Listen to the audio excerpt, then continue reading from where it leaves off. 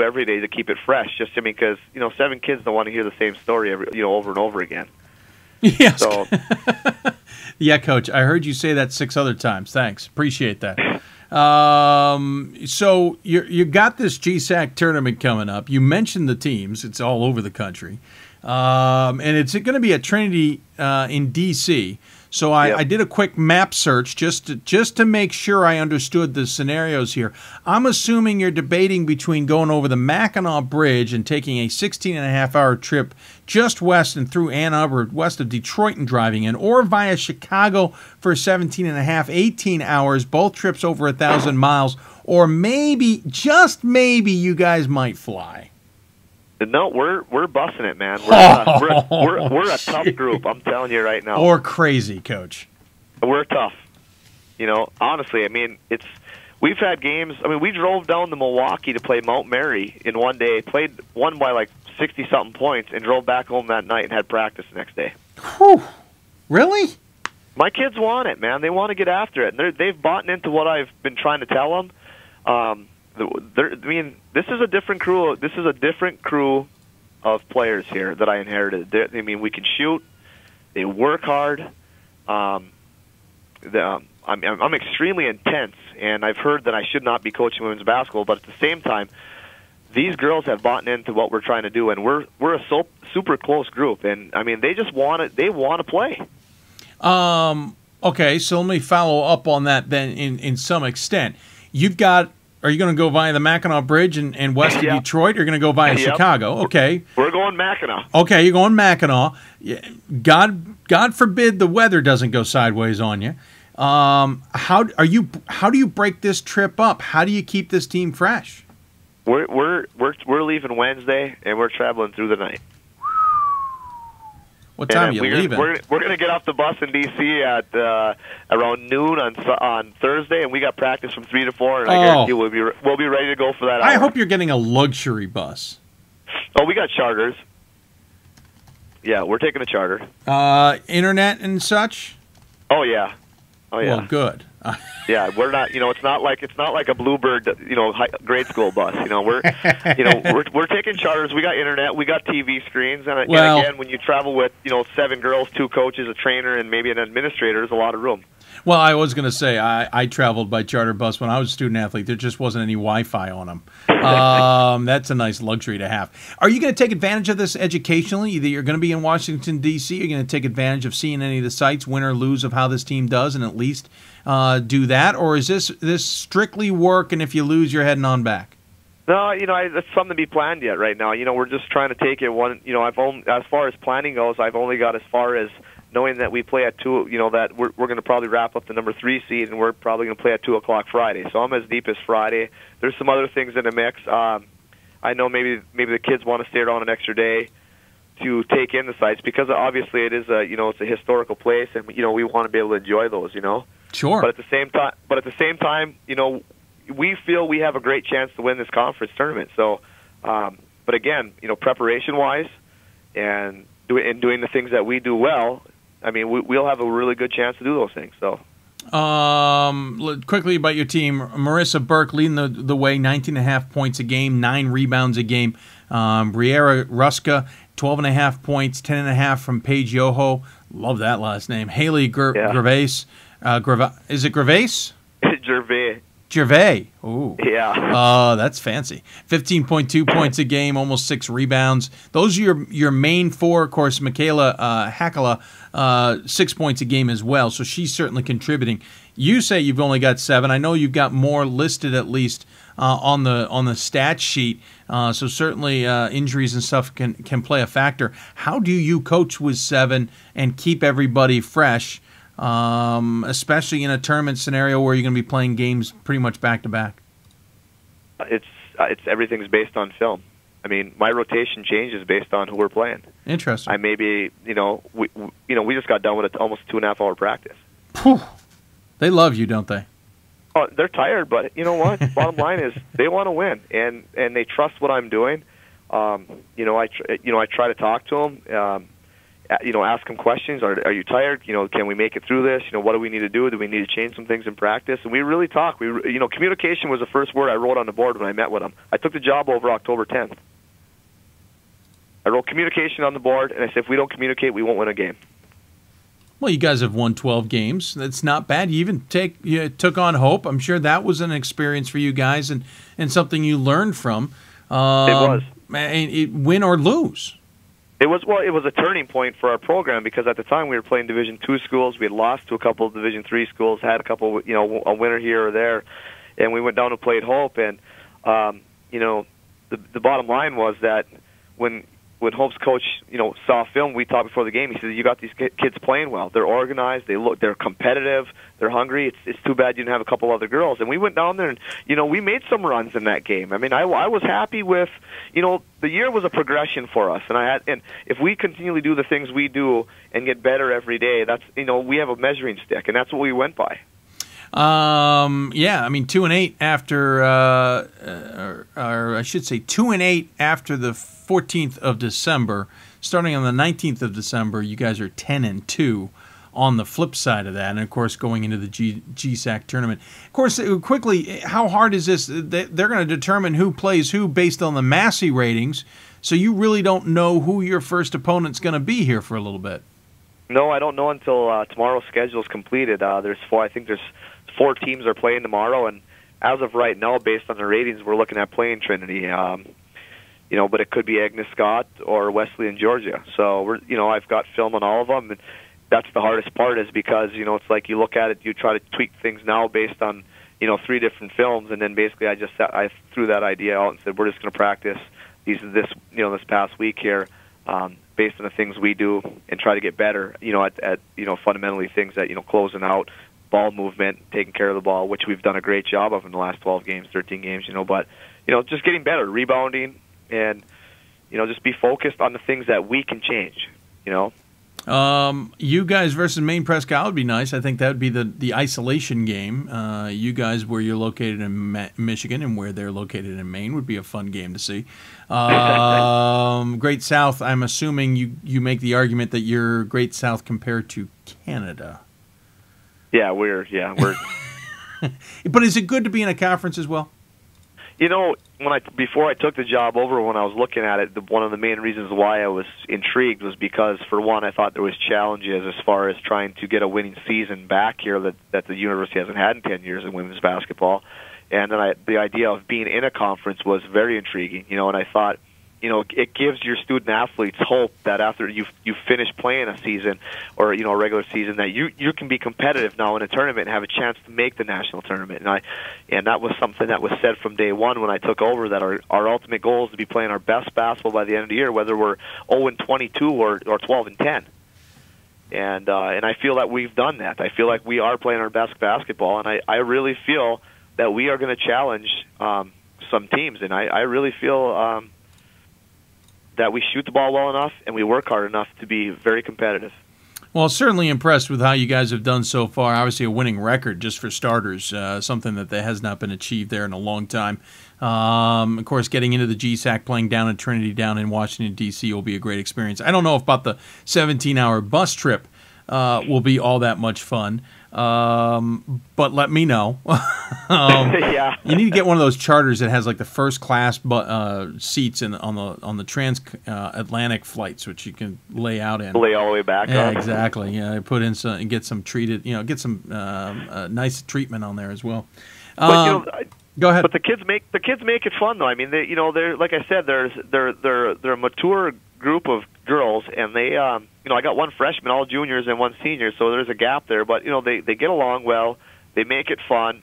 We're not hesitant to stop somewhere and eat and mess around at a mall or something for an hour. We might make it longer. You don't know. I mean, just never know. And I just kind of keep it open because I want them to be them. I'm not trying to change them. I want them to be them and have fun and enjoy every step of the way. And so we kind of shoot from the hip with certain things. So, well, as somebody who has been on long bus trips myself when I was much younger, at about the age of your freshman, who has been on a bus for up to 15 hours, I do suggest stops are nice. And maybe a run through a mall ain't that bad an idea. Hey, Coach. Well, Oh, go ahead. Oh, I'm sorry. Yeah, well, like I said, again, it's, you look at that bus trip, and I had 18 hours, actually. Ooh. Yeah. So, my kids are asking me today, Coach, when are we leaving? I said, well, right now we're scheduled to go at 5 in the afternoon on Wednesday, and we're going to go through the whole night. And they're like, what are we eating? I said, I guess we're having Jimmy John's on the bus. Yeah, I was going to say, whatever we can find on the way. But... Well, hey, good luck with this tournament. Good luck on the bus trip, especially there and on the way back. Certainly appreciate you coming on the show and chatting with us. If you, as always, we give the guest the final word. Any final thoughts you'd like to share with those who may be tuning in? Well, I appreciate you, looking us up, and I know we are in, small Hancock, and but at the same time, it's a beautiful area, and the kids that are on campus enjoy it. And, again, like I said, it was a joy to be on and be able to answer some of your questions. And we're going to try to go down at the GSAC and represent small Finlandia and small Hancock. Well, good luck. I'm really intrigued at this point in time. I'll be watching that tournament for sure, and looking to see if the Lions can maybe even make the NCAA tournament. You just never know. You never know. Absolutely. Well, thanks, Coach. Again, good luck, and we'll talk soon. You. All right, bye. Bye. Terry Clement joining us on the Hoopsville Hotline. We're a little bit behind schedule, so I'm going to get right to the next break, and then we can get our next guest up. We're going to switch into we'll switch to the West region and talk men's basketball with Central. That's coming up here on Hoopsville. You're listening to Hoopsville. We are now live on the air, so if you're watching, hello, how are you? We're finally here. We have been archiving the entire show. We may punt the version that's here and put the archive available for anybody who missed any part of the early part of the show. But anyway, we're going to take another break when you're listening to Hoopsville, presented by D3Hoops.com and the National Association of Basketball Coaches. We'll be back with more Hoopsville right after this. I know sports is important, but having the academic part along with it is a big plus. I've discovered in myself, a newfound ability to overcome adversity at all different angles. At a Division III school is really shaped around you developing yourself as a complete individual. The end result in my mind is you just become a very well-rounded person. Before I came into college, I didn't really think I'd be able to balance so much. It helps a lot that you have a family with your team that can guide you. With a D3 school, there's a lot of time for other opportunities. The coaches expect a lot of you during soccer, but after soccer, that's your own personal time to really find out who you are and other opportunities that you can pursue. By balancing all of my interests, basketball, my leadership skills, and academics, I'm able to better prioritize my life and to manage it.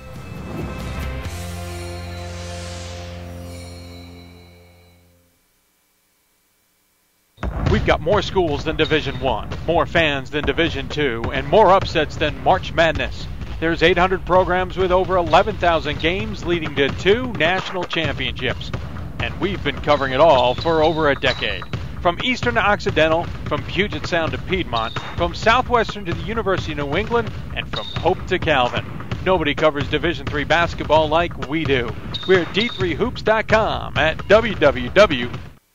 Every season starts with hope and a dream to play for the ultimate title, to become NCAA national champions. And you can experience it live at the 2014 NCAA Division III Men's Basketball Championship, March 21st and 22nd in Salem, Virginia, hosted by the Old Dominion Athletic Conference and the City of Salem. Affordable tickets now available. Visit ncaa.com/tickets today and make a date with champions. And welcome back to Hoopsville, everybody. We are live tonight, finally. Fix that problem we had earlier.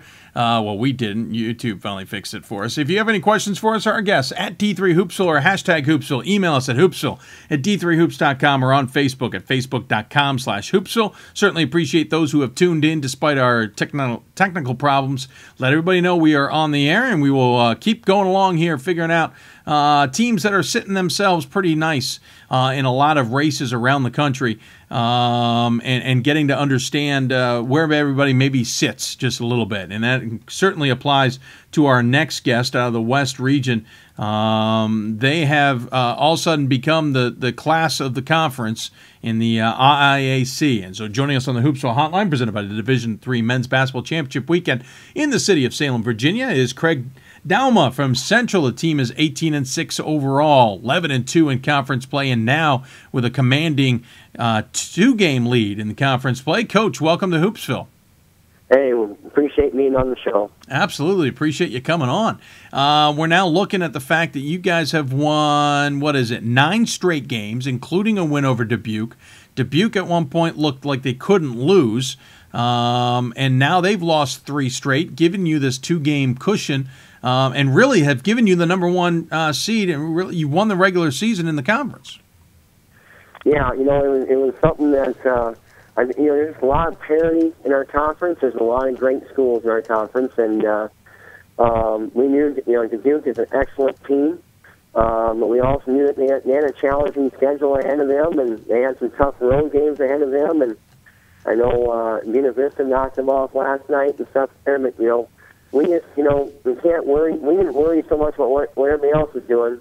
We only we just focused on ourselves, and we can only control what we knew, and our kids have done a great job of preparing themselves and getting ready for every game and winning games in the road. I mean, really, to win the conference, you have to steal some road wins, and we've done a great job of that this year of winning most of our road games this year. So, did you think at one point the way Dubuque was playing and the way they were undefeated, and even they took their first loss, did you think, especially after losing them, that you had any chance of catching them and then getting this regular season title? Well, I don't know if anybody in the conference thought they can catch Dubuque, because they're really talented. They have they have some seniors that have been around now and been playing varsity for them in the last 4 years, and they're very well coached, and stuff there. So and then they have a really special player in the Fraser kid, that's a senior, and the Norris kid. Both of those kids are really good, and they brought in a transfer and a Heffernan kid, so they have a really nice team, and I wasn't sure, I felt really good how we played them at our place. We actually had a lead, we kind of had like a 7-point lead or so, or a 5-point lead, and they kind of had they scored 7 points in 2 plays, and they had a 3-pointer and they got a 4-point play in one, so. They had some special plays going their way at our place, and so, we just always controlled ourselves and put ourselves in a situation where if we can get back to Dubuque with a chance to win it, let the game play itself out, and our kids did a great job of just really carrying out the game plan that we had for them and just made plays down the stretch. This is a team that earlier in the season lost to Augustana 79-57. You've had some close games in conference. You've also mixed in some non-Division III teams there because of your location in Iowa. But as I said, you've now won 9 straight games in a row. You've got a game to wrap up the season on Saturday against Wartburg. You're in position to host conference tournament action. How important is it to keep focused at this point and make what would maybe be an unheralded run into the NCAA tournament? Well, our kids they're excited. They've enjoyed the run, enjoyed the journey of the year, and it's been really fun to see this team develop and transform into what it is now. I think we've taken a very high level of confidence right now in the postseason, and we want to finish the season right on Saturday with Wartburg coming in, and they're like I said, they're a very good ball club, and they've kind of been up and down this year, but they're going to be tougher nails, but it's important for us. They come back and refocus, and you put the conference title behind you, and you got to move on. Because I think in our league, it's really tough. It's tough to win the conference the way it is, and I think it's even tougher yet to win the conference tournament. In order to ensure us that automatic bid into the national tournament and stuff there. So, it's going to be focused to come back. It's going to be important for us to come back next week and really get our, refocus and get ourselves ready to go. But the kids are excited. We have a great group of seniors, and they're pretty channeled in right now and focused. And, they set the goals and get in the air, and they've really remained focused on those goals, and they've won a conference title because of it. This is a team with 5 seniors on it. You're led by 2 of them, Matt Greenfield and Kevin. Is it Cower? Cower. Greenfield has 18.5 points a game, nearly 10 rebounds a game, nearly averaging a double-double. Also 30 blocks on the season. You've got Cower, as you mentioned, nearly 16 points a game. He's handing out quite a number of assists a game, 85 total for the leading the way for the team with 3.5 rebounds as well. Both guys shoot well. Of course, Cower 44% from beyond the arc. And if you foul him, he's 88% from the free throw line. Those two are the big keys. Certainly Nal Eckerman, nearly 10 points a game, 9 points a game for Colby Taylor, 7.5 for Fred Pratt. You've got those two, but it looks like you've got other guys that they can outlet to if necessary. You know, we're a team that has multiple options, and it does make it difficult to guard us at times. You know, most of the time on the floor, a lot of times on the floor, we'll have 4 guys that can hit the 3 ball and shoot it very well, and it allows us to really spread it out. And our kids just do a good job of getting that spacing and spread out the defense a little bit and play to the strengths of our teams. And that's, I think, what's really made this team strong is that nobody cares who the leader is or who the leading scorer is and those things. I mean, it's been a different young man that's stepped up every single night. Last night it was an Eckerman kid hit a three-point shot at the end of regulation to put it into overtime. Kevin Cower and Matt Greenfield have been the kind of staples of our program, obviously, this year, and have had great years. And we continue to ride those guys. Kevin's a great leader. He's made big shots after big shots. Last night he's sick, not feeling well. Had a flu all day Monday.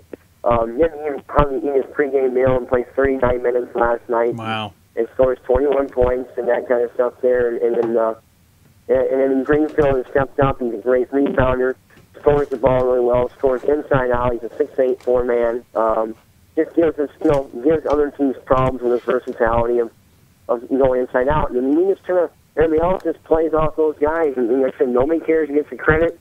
We got kids that come off the bench that just spark us, and they fulfill their roles really well. And they just want to win. They really do. They're all in about winning, and they have the goal set for themselves, like I said before, and they're just excited, and they're just really playing for each other. And anybody that's been watching basketball this year at Central, they've all just commented. So many comments come out time after time how well the kids play as a team, and they're fun to watch. They just play together. They throw the extra pass, and I guess as long as I've been a coach and all the teams that I've coached have been really successful. Our teams have always been unselfish teams and share the ball, and that makes it a great ball club and makes it a dangerous ball club heading to the tournament. Your second season coaching this team. This is a team that last year finished last in the conference, or 6th in the conference. I'm sorry. You were picked to finish last this year, and of course now you're first, winning 9 in a row. What was the turnaround, or what didn't these guys? What isn't that everybody else didn't see? Is what I'm trying to get at. Well, last year's team we were probably one of those teams that nobody wanted to see. We scored the ball well. We struggled defensively. And yet this year we're winning the close games. Last year we didn't. I think of our 11 conference losses last year, I think 6 or 7 of them we had to lead in the last 2 minutes. It's just amazing. This year we've won all the close games. We've won 2 overtime games. And so it's possessions here and there. It's a rebound here and there. But I really, the team is established in confidence. With strong senior leadership, unselfish play. Our defense is very good. And I was able to hire Coach Joe Steinkamp back and get him back in our program. He was a former assistant under Mike Moshe before. He left for a stint, and then he came back after a year, and he just brings a wealth of experience. He played basketball at Central. He's helped me out tremendously. He's in charge of our defense, and we went from being one of the bottom teams, obviously defensively, to one of the top defensive teams in our league. I think we're right up towards the top defensive field goal percentage, and that's just and that's been kind of different. We're scoring the ball, but our defense is much better, and that's just The difference this year has been our defense and what we've been able to get stops and come up with some big plays. And, I think in 5 of the games we have come down to last shot opportunities, and the opponents have had the ball in all 5 times, and they haven't scored. So, you knock on wood there and that kind of stuff there, but, our kids have stepped up, and they do a great job of the game plans that we set for them. And I guess I can't say enough for Coach Steinkamp and what he does for this program and his defensive mind and that kind of stuff there. So, well, Coach, congratulations on winning the regular season IAC title. Certainly nothing to be disappointed about in any way, shape, or form, as they say. And good luck in the conference tournament. It'd be fascinating to see how the team does, how the Dutch do, and what happens. And certainly if you can make that run into the NCAA tournament as such. We always give our guests the final word. Any final thoughts you'd like to share with those who may be tuning in? No, we appreciate you allow us to share a little bit about our program tonight, and we're just really excited, and we're excited to make this run now, and we got a tall task ahead of us, but again, it's like every year, it's all cliche, it's one game at a time here, and it's always the next game, and we want to finish with this season strong, and so we hope our fans come out and support this special team. They're fun to watch, and we thank you for all your support and what you do for Division III basketball. So thanks a lot, Dave. Absolutely. Thank you for coming on, Coach. Good luck the rest of the way, and we'll look forward to watching how the Dutch do. Okay, great. Thank you. Take care. Coach Craig Dauma joining us here on Hoopsville. Again, they're 18-6 overall, 11-2 in conference. Rolled past Dubuque thanks to a win back last week, and then went on to win the conference tournament regular season thanks to Dubuque losing 3 straight in a row. Team picked to finish last is 11-2 in conference, has Wartburg ahead, and has a 2-game lead over Dubuque, so that's irrelevant. The road goes through Central to win the IAAC and make the NCAA Division III championship. We're going to take another break. When we come back, we're going to stay with the men's basketball, talk to a coach we talked to a few weeks ago, and see how the landscape has changed in the East region and in the Liberty League. Vassar men's basketball coach B.J. Dunn will join us here on Hoopsville. You're listening to Hoopsville, presented by D3Hoops.com and the National Association of Basketball Coaches. When we return, B.J. Dunn from Vassar discusses his team here on Hoopsville. Division III schools offer academic scholarships instead of athletic scholarships. This really puts the focus that the student athlete needs to maintain that GPA. I did receive a non-athletic scholarship upon entering school. I got the presidential scholarship, which was huge for me. I think there's more opportunities for academic scholarships in Division III. A lot of people pick schools just based on the sport and don't get that experience. Being a Division III athlete and developing my leadership skills has definitely put my name out there and helped me get more recognition on campus, but more recognition nationwide. I did win the Jostens Trophy, which is based on leadership, academics, and then how well you do on the court. I'm also the Schwartz Scholar of my class. Schwartz Scholarship is basically a scholarship that is given to a student who's identified as a likely leader. At the end of the day, it won't matter how they play on the field, it will matter how they do in the classroom.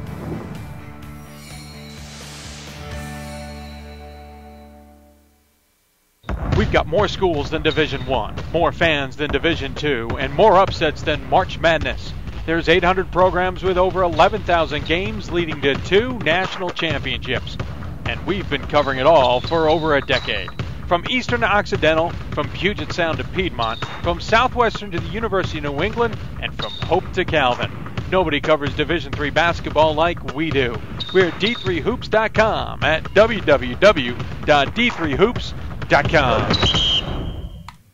And welcome back to Hoopsville, everybody, presented by D3Hoops.com and the National Association of Basketball Coaches. Appreciate you taking the time to join us despite technical difficulties. We are on the air live now. If you are still watching us on the archive, thank you very much for tuning in. Lots to cover. Teams positioning themselves for conference play as we're 10 days away from the end of the regular season, but conference action for the most part ends this weekend. Of course, the NESCAC starts their conference tournament this weekend. The UAA does not have a conference tournament, but everybody else is positioning themselves for conference action, they hope, coming up here this weekend. And, of course, that means for some teams 1 game and for some teams 2. One of those teams that has 2 games is Vassar, and we're going to talk to their head coach, B.J. Dunn, who joins us on the Hoopsville Hotline, presented by the Division III Men's Basketball Championship Weekend in Salem, Virginia. And Coach Dunn joins us on the line. 17-6 is Vassar, and of course 9-5 in conference play. 2 games left.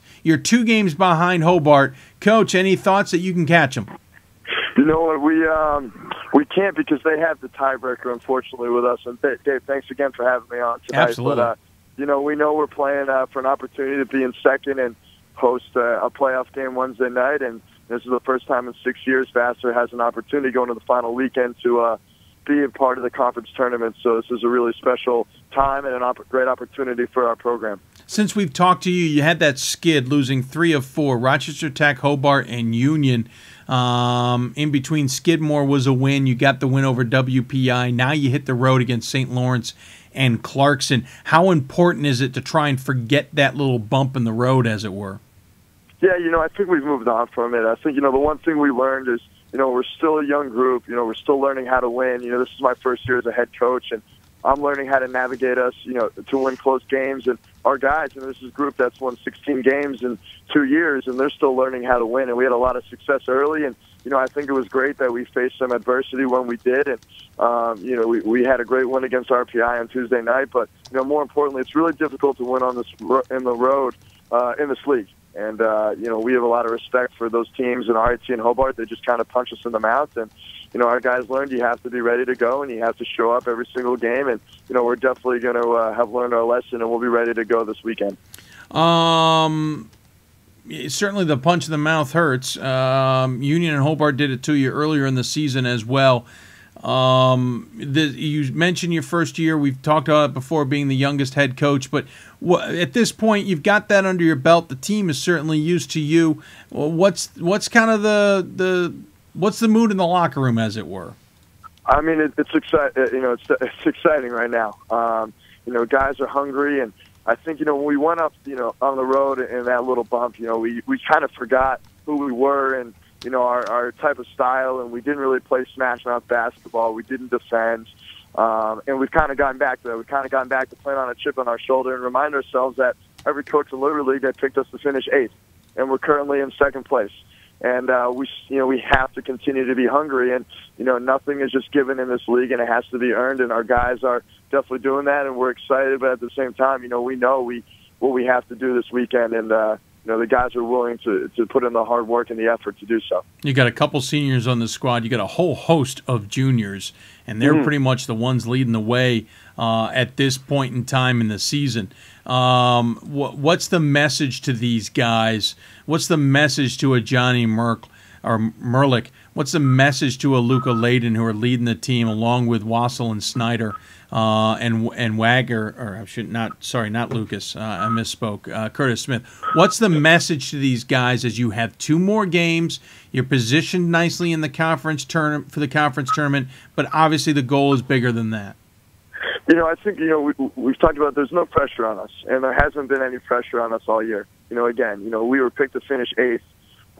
We've exceeded everybody's expectations except our own, and, we're really not out to prove anybody wrong. We're just out to prove ourselves right, and we knew we could compete with everybody in this conference, and, we've been able to do that through 14 games. And, with 2 games left, just, again, don't put too much pressure on ourselves and yourself individually.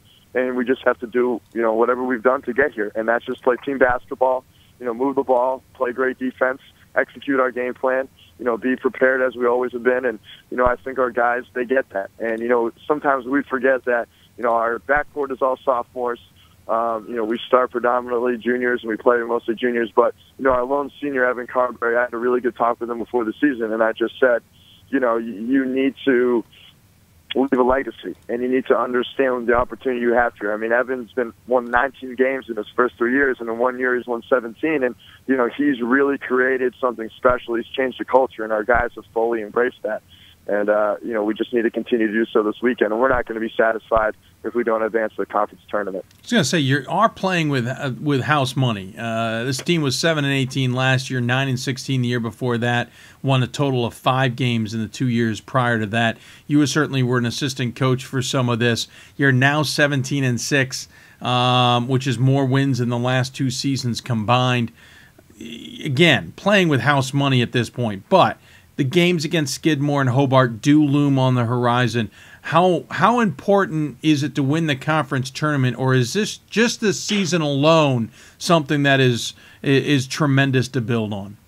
Well, I think, everyone's going to look back and say this was successful, but, we lost to Hobart by 2 points at home. We were 36-36 with 13 minutes to go at third place, and, we just didn't score for a couple minutes. And, we've been able to beat Skidmore twice, and they have a ton of talent. And, we know we can compete with everybody in the conference, so we're not going to be satisfied unless we win the league. And I think to the outside world, this has been a successful season, but, we're all competitive, we're all intense, and that was our goal at the beginning of the year, and we really feel like we can accomplish it. So, we're going to say it was successful, but, a lot of us aren't going to be truly happy unless we can hang a banner in the gym. Yeah, I'm certain the banner is going to be something that is needed, and, of course, goes into the NCAA tournament that way as well. Can't tell you the last time I know Vassar men's basketball was in the conference tournament. Of course, what's been the reaction on campus? We talked about that a few weeks ago, but now you guys still building and and moving forward. The women's team's playing well, the men's team's playing well. What's been the mood on campus? What's been the mood inside the athletic center? It's been super exciting, and our fall sports teams. I have to give a shout out to them. All our fall sports teams for the first time in Vassar athletic history qualified for the Little League tournaments, and they kind of paved the way for us. And we've always been working with the women, and they've just been terrific this year. They have an opportunity to finish the season 21-4. They're second in the region, and it's really fun, playing after them, and it's even more fun when we're both winning. And our fan support has been incredible. The student body's gotten behind us. We've had just some electric atmosphere games, and I was really fortunate that I played at Bates, and I played in an intimate alumni gym, and it was like Hoosiers with the stands, and it was really rowdy. And we've started to kind of have that here at Vassar, and we had a ton of people in the gym against Clarkson at St. Lawrence weekend, and Skidmore and Bard, and it's just been really exciting just to see the student body really come out and support athletics, and it's really part of a new culture and a new era at Vassar just in general, not just with basketball, but the whole athletic department. You dropped 107 on RPI last game. You dropped 100 on them previously in the year. What was the secret in those games where you had these huge offensive explosions for a team that has cracked 80 maybe 3 times this season? Yeah, well, RPI plays, a trapping style, and they press you in full court. They'll trap you in a half court, and, we just talked about what we wanted. We wanted layups first and then wide open threes, and we had to be super patient with it. And we got the ball into our hands of our bigs, Luca and Alex, and they made layups. And then we got the ball in the hands of our shooters, and Erickson and Johnny, and they made shots. And, our guys stayed composed. They handled the pressure. It was just really impressive, our ability to move the ball, think one pass ahead.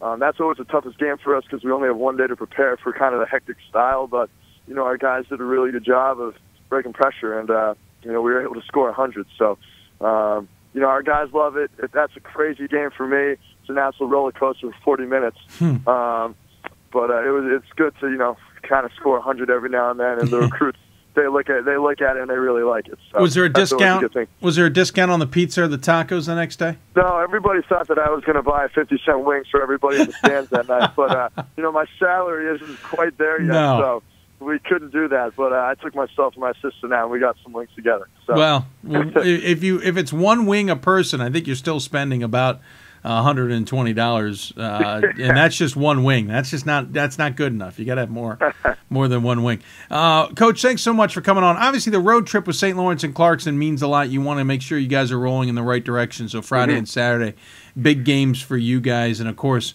you've got the conference tournament ahead. By the way, if I missed it, do you know who you're playing, or is there just too much up in the air, especially considering you're still tied with Skidmore? Too much. If we win both this weekend, we'll host Wednesday, and it potentially could be Skidmore. There's also a possibility that there could be a 3-way tie with Clarkson, Vassar, Skidmore, and actually, four-way with RIT at all 10 and 6. And in that case, we get the second seed, and then they would all sort it out. So I think there's still a lot left to play for, and our guys know that. But we know if we can take care of business tomorrow night and get a win, we're guaranteed to be in the tournament. So that's really what we're shooting for right now. Well, congratulations. Like I said, thanks for coming on, especially on short notice. We certainly appreciate it. As you probably remember, we always give the guests the final word. Any final thoughts you'd like to share with those tuning in? This has been a terrific day. This has been a really great ride that we've been on, and we really appreciate you guys giving us some support and allowing us to be on the air twice. And, again, thank you for all that you guys do for D3 basketball. It's it's a wonderful sport, and we appreciate everything you guys do. Well, thank you, Coach, for coming on. Good luck the rest of the way, and we'll talk to you soon, I'm sure. All right, thank you. Bye. Take care. Coach B.J. Dunn joining us on the Hoopsville Hotline. Again, Vassar is sitting at 17-6 on the season, second place in the Liberty League, tied with Skidmore at 9-5, but as he pointed out there at the end, it's a all-out grab right now for seedings. Hobart's the only one locked in. St. Lawrence and Clarkson ahead for Vassar as they get ready. The Brewers get ready to wrap up the regular season. Coach B.J. Dunn, again, in his first year and youngest coach in Division III. We're going to take a break, and when we return, we're going to go from the East Coast to the West Coast. We're going to talk Whitworth basketball, check in with the Bucks to see how they are doing and how the season has progressed for them after maybe a bit of a rougher start at the beginning of the season. We'll talk to the head coach, Matt Logie, coming up here on Hoopsville. You're listening to Hoopsville, presented by D3Hoops.com and the National Association of Basketball Coaches. We'll have plenty more Hoopsville now that we're on the air, especially live on YouTube, right after this. Division III allows you to be able to give yourself to other things. Not even just participate in them, but really get involved with them if you want to. There's a lot of interaction. It's not just sitting back, taking notes. You're actually doing hands-on things and better preparing yourself for your major. Choosing a Division III school, I've had the opportunity to develop my leadership skills and to be more involved on campus. Division III in athletics, affords students the opportunity not only to participate in intercollegiate athletics at a competitive level, but also gives them the opportunity to, engage in the other interests in their campus and in their lives outside of that sport and outside of the academics on the campus. And to have opportunity to have time to join clubs and being able to play basketball, it allows you to just be able to do everything you want to do. I wouldn't change it for the world.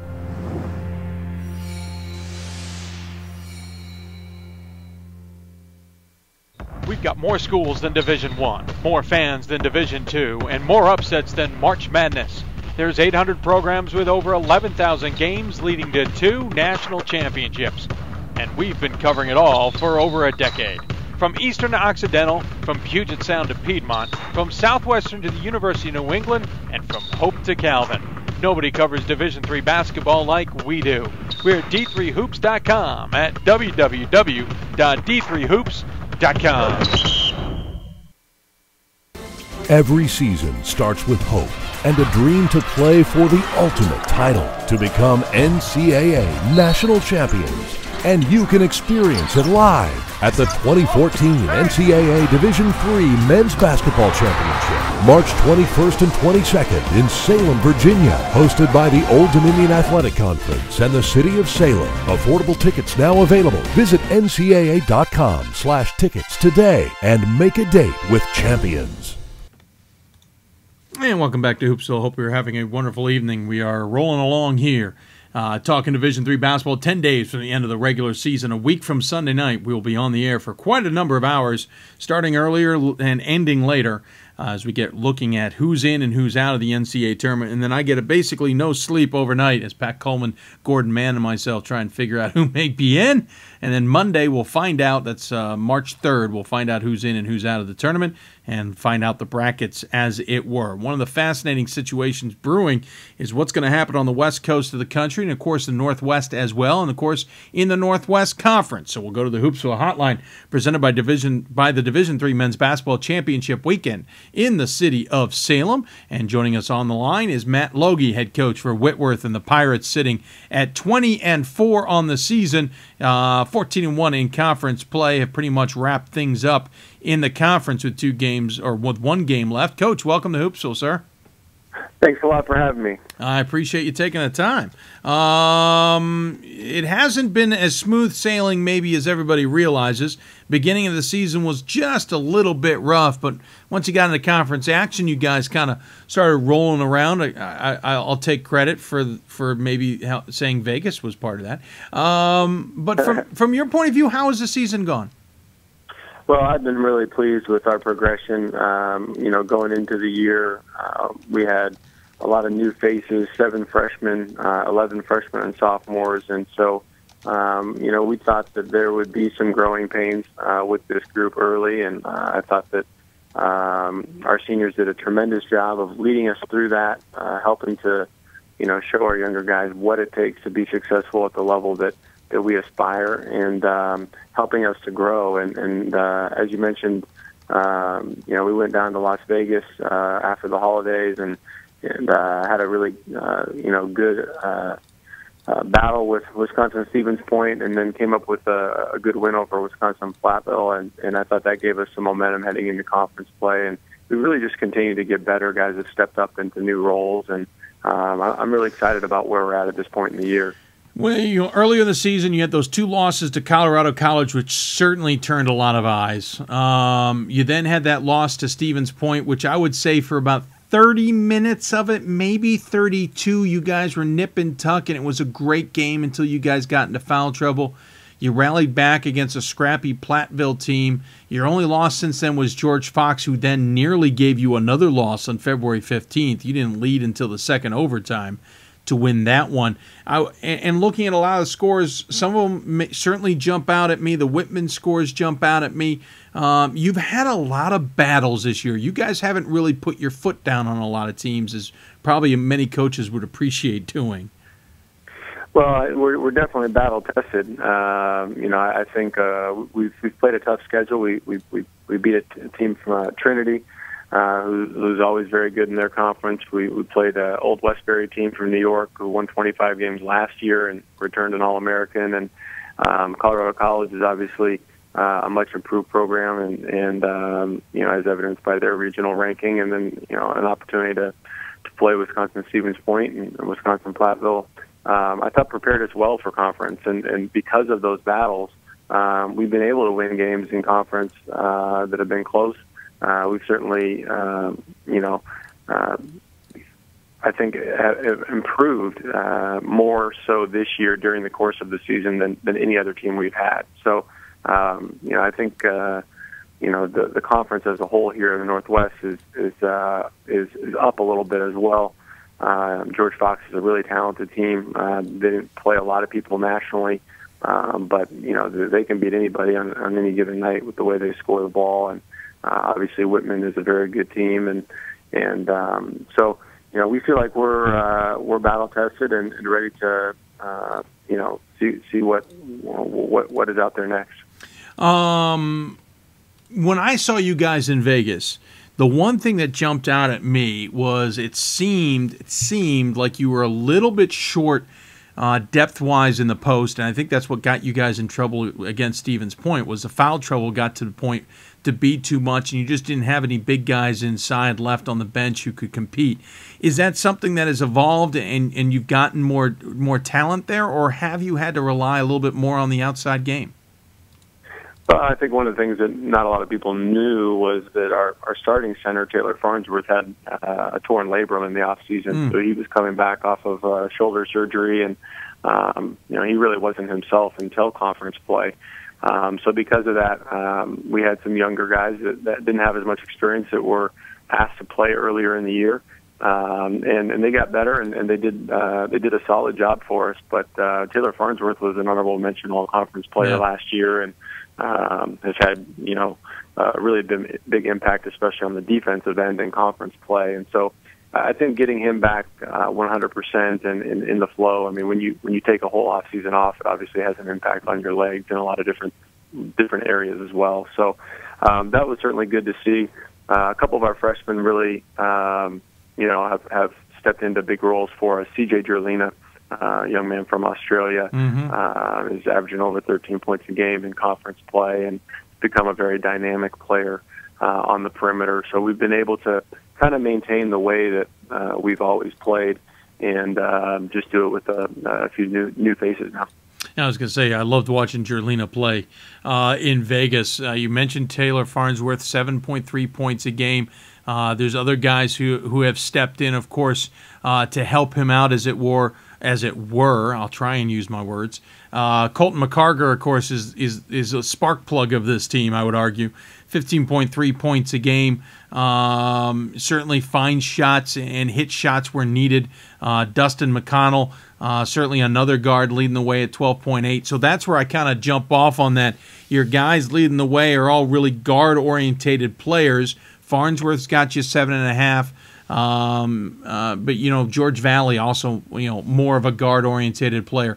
Is it just a matter that you're just the other guys are stepping in and certainly helping you out, but the points are just going to have to come from outside?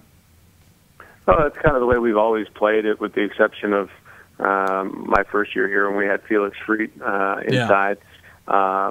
We like to have 4 perimeter guys that are skilled and can dribble, pass, and shoot. And Colton McCarger and Dustin McConnell are as battle tested of almost anybody in the country in terms of our backcourt. So they really do drive us. And Dustin has had a conference MVP type of season in conference play, and Colton McCarger has been very steady all year. So certainly that's where our bread is buttered, but it makes it a lot easier to open up those shots and those players when you've got people inside that can screen and finish and rebound and impact the game in a defensive manner as well. Just playing the if it were to happen game. Let's say you get to the NCAA tournament for the first time under a normal. I emphasize the word normal season. Last year was anything but normal in how the tournament was taken care of. Of course, you guys hosted Redlands one weekend, hosted Emory the following week, and then Mary Hardin Baylor came in and that game turned into what ended up being a Mary Hardin Baylor patented game where they get behind and come back to win. But normally, what we normally see is 2 teams play, and then they usually play you guys in the second round at your place. There's no pod. There's not 4 teams. However, the way things are looking right now, you guys probably are in. There's probably a team coming from the SCIAC, and that's it. Are you mentally kind of realizing either you're going to be playing a Thursday game and getting shipped somewhere, or you're going to get shipped somewhere, for a pod weekend, which is completely abnormal from how it normally has been for you guys? Well, that's kind of what we expect on an annual basis. My first year here, we had a great regular season and we're shipped down to Texas and played Trinity and. What year was your first? 2011 and 12. So we went down to Texas my first year, and we're in a pod the first weekend, and then obviously last played year McMurray and then Trinity. McMurray, I'm sorry, yeah. So they're Division II now, but it was a pod set up that year, and certainly we know how the geography works, and we'll be ready to go, and whether we get sent down to Texas or to Wisconsin or the Midwest, our guys look forward to those experiences and opportunities, and we'll be ready to go. Of course, you played Trinity, Texas, first game of the season. Of course, it was at your place. But those 2 games against... Actually, that was on a neutral. That was I'm sorry, right. It was University of Puget Sound. Yeah, that was Tacoma. I'm sorry. Those games back to Colorado College again. You lose 65-60, and then you lose 81-65. After that, you've only lost 2 games. Was there anything you guys took from those games that you couldn't get done that you've tried to rectify or have rectified? Well, I think we learned a lot from those games. The biggest thing, quite frankly, was we got healthy. Taylor Farnsworth got back, and Kenny Love was coming off of a pretty gnarly lower leg injury and played through it, but really wasn't himself. And so, we've gotten healthy. We've gotten better. We did, after that weekend, make an adjustment to our lineup. Robbie Douglas, who's our 3rd senior, began the year off the bench, and we moved him into a starting lineup to solidify some things early in the game, and he's done a great job for us ever since, and we really haven't looked back since that point in time. But certainly I think that was a galvanizing experience for this group. We had to come together after facing some adversity, and since that time, we've been a pretty good basketball team. Kenny Love, by the way, was on my all-D3hoops.com classic name team. That's just a wonderful name to say in the middle of a broadcast. Where do you? Okay, so you got Lewis and Clark coming up here on the road. You guys will be hitting the air, as it were, here shortly. After that, it's conference tournament. The road comes through Whitworth. What's the message to the team in the locker room? Well, we're getting ready and treating this game this weekend as our first postseason game, and give us an opportunity to play in a hostile environment on a senior night, and hopefully again just continue to prepare us for what we hope are bigger moments down the stretch. It's going to be great to be in the field house again for the Northwest Conference tournament on Thursday in the semifinals. Don't know who we play yet, but certainly. We'll be ready to go, and to be able to play a couple more games, hopefully in front of our fans and in the atmosphere here, would be a great way to send these seniors out who've had a big impact on our program. You guys are the ones with the Midnight Madness. I think most people are jealous about. One heck of a crowd shows up for those events, to say the least. Coach, thanks so much for coming on. It's rare that we talk to you guys who haven't won 20 games in a season. I don't remember the last time you didn't win 20 games in a season. And of course, you're 20-4 at this point and marching right along. As always, we give the coach the final word. Any final thoughts you want to share with those who may be tuning in?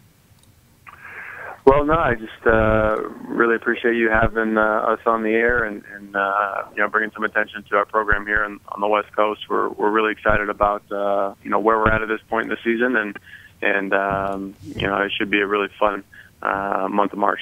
Absolutely. Well, thanks, Coach. Good luck the rest of the way. We certainly appreciate you taking the time to join us as you head out on the road as well. And we'll talk soon, I'm sure. All right. Thanks a lot. Take care. Coach Matt Logie joining us from Whitworth. The Pirates, again, 20-4 on the season, 14-1 in conference play. One game left in conference. They'll play it tomorrow night at Lewis and Clark, and then they start conference play again. Road will come through Spokane, Washington, to win that conference tournament, though Whitworth also may be positioned and probably is positioned nicely to make the NCAA tournament with an at-large bid. Granted, if they get an at-large bid, things change dramatically when you talk about bracketing. But right now, with one team probably coming out of the Northwest, if Whitworth gets the at-large, and one team coming out of SCIAC, how the brackets get decided and who goes where, how many flights are decided on are going to be interesting, considering especially the NCAA cutting way down on flights this year. But we'll see what happens. Plenty of decisions have to be made in the next 10 days, and certainly we need to know who wins and who doesn't win that help those decisions be made, as it were. We're going to take a break. And when we come back, did you see the groundbreaking achievement in Division III basketball the other night? Elizabethtown women's basketball team won its 1,000th game. That may not ring a bell, but as my interview will come up, former Coach Kaufman said, imagine winning 999. The number just sounds big.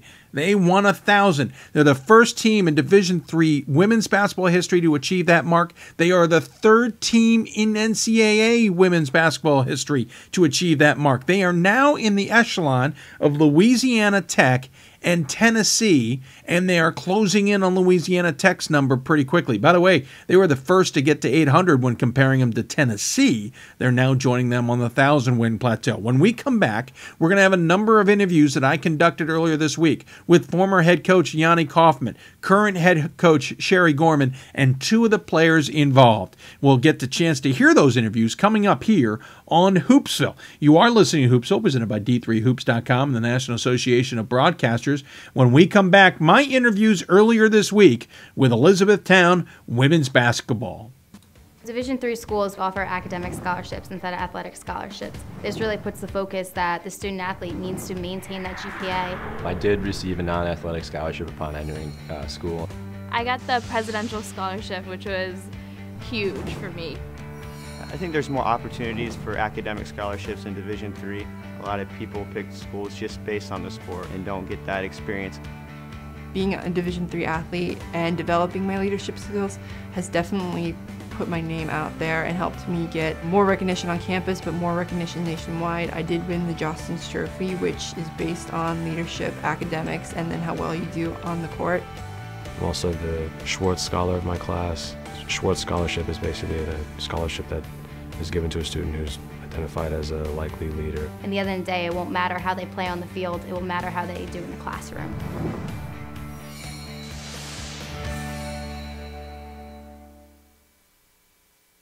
I'm Dave McHugh for D3Hoops.com, and I'm here at Stevenson University, where Elizabethtown women's basketball has just set history, becoming the first team in Division III women's basketball history to hit 1,000 wins as a program. Of course, third overall. We'll talk a lot about it, but joining me is one of the coaches who was certainly instrumental in that, and Yanni Kaufman. And Coach, you retired a couple years ago, but I know you've stayed close to the program, and you made sure to make this trip just in case they got 1,000 here at Stevenson. It's got to mean a lot to you. It does. And you know, I really wanted to be here for the 1,000. I really wanted to be coaching for the 1,000, but it took too long, and I just had to give it up. But gave it up to a great coach.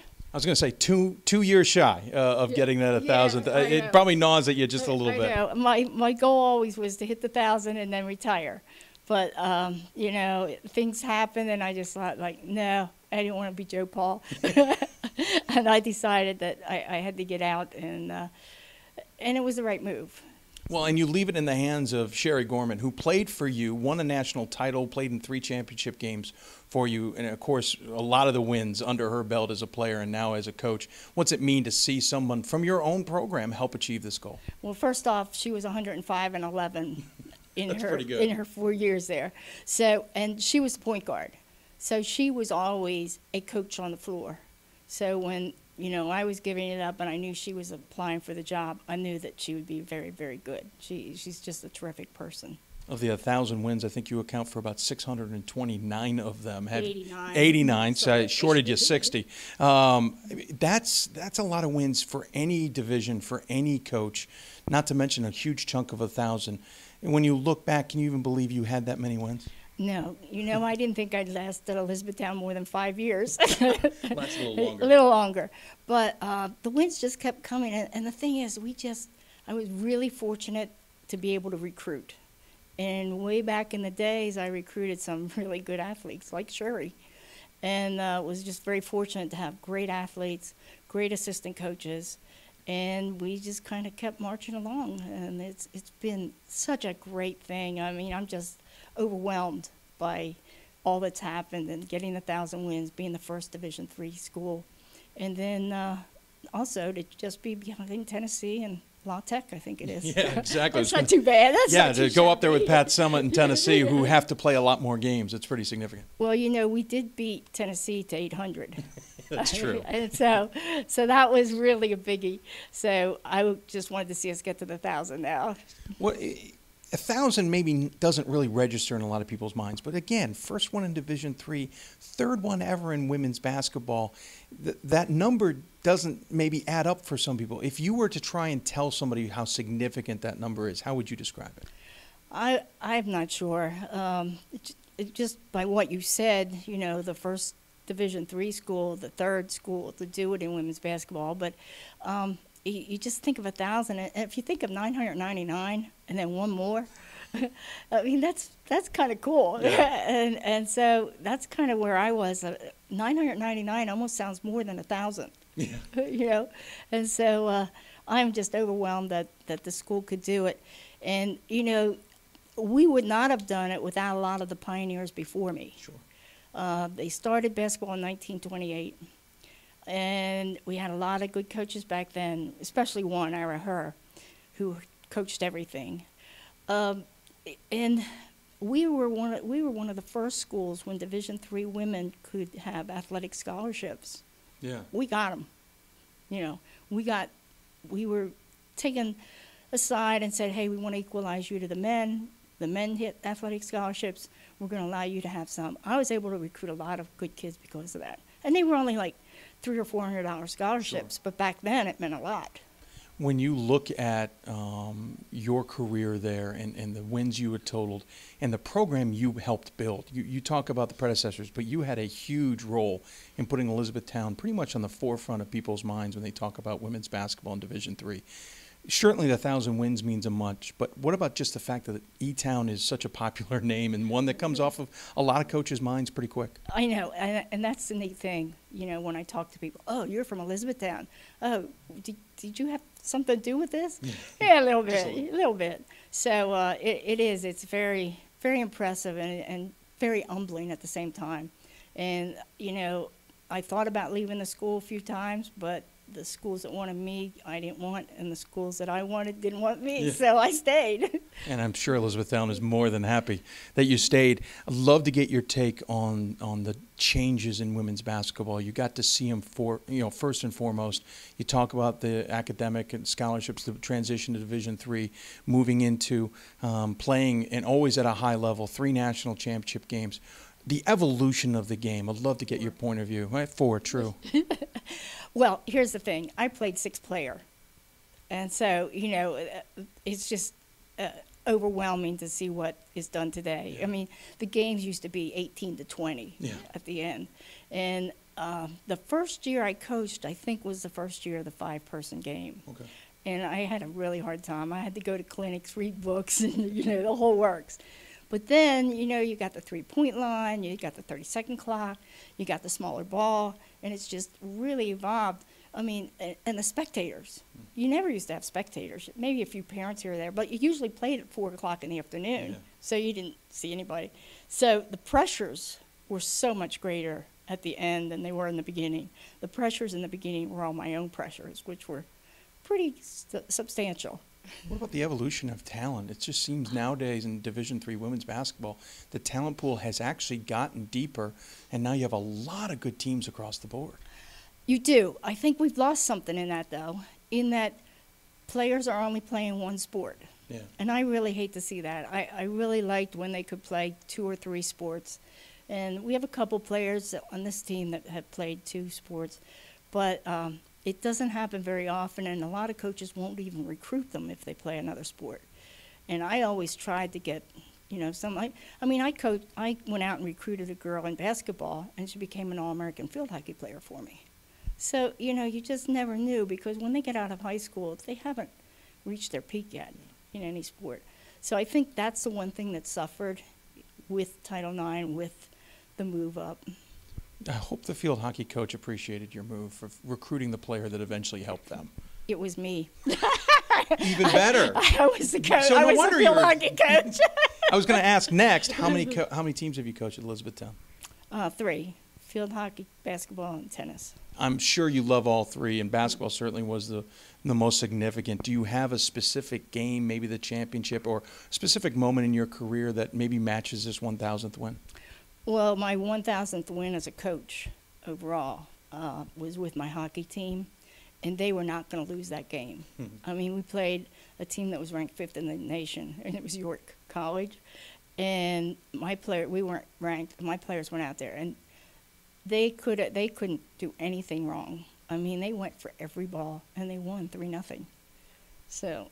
Kind of seems similar to the team tonight against Stevenson. Exactly. They really fought. Stevenson fought back. It was a really nip-and-tuck game, especially near the end. Stevenson made a nice little run there to try and close it out.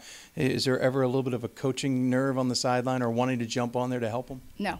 It's all hers. You know, I don't know what they do at practice. Sometimes I have my own opinions, but again, people had opinions with me, and they didn't know what we did at practice. So, no, I think I left at the right time, and I think that it's time that she has the say, and I have talked to her sometimes, though. Well, she is your former player. I'm sure you got a little bit of pull. Yes. Finally, what was your first thought when the buzzer sounded?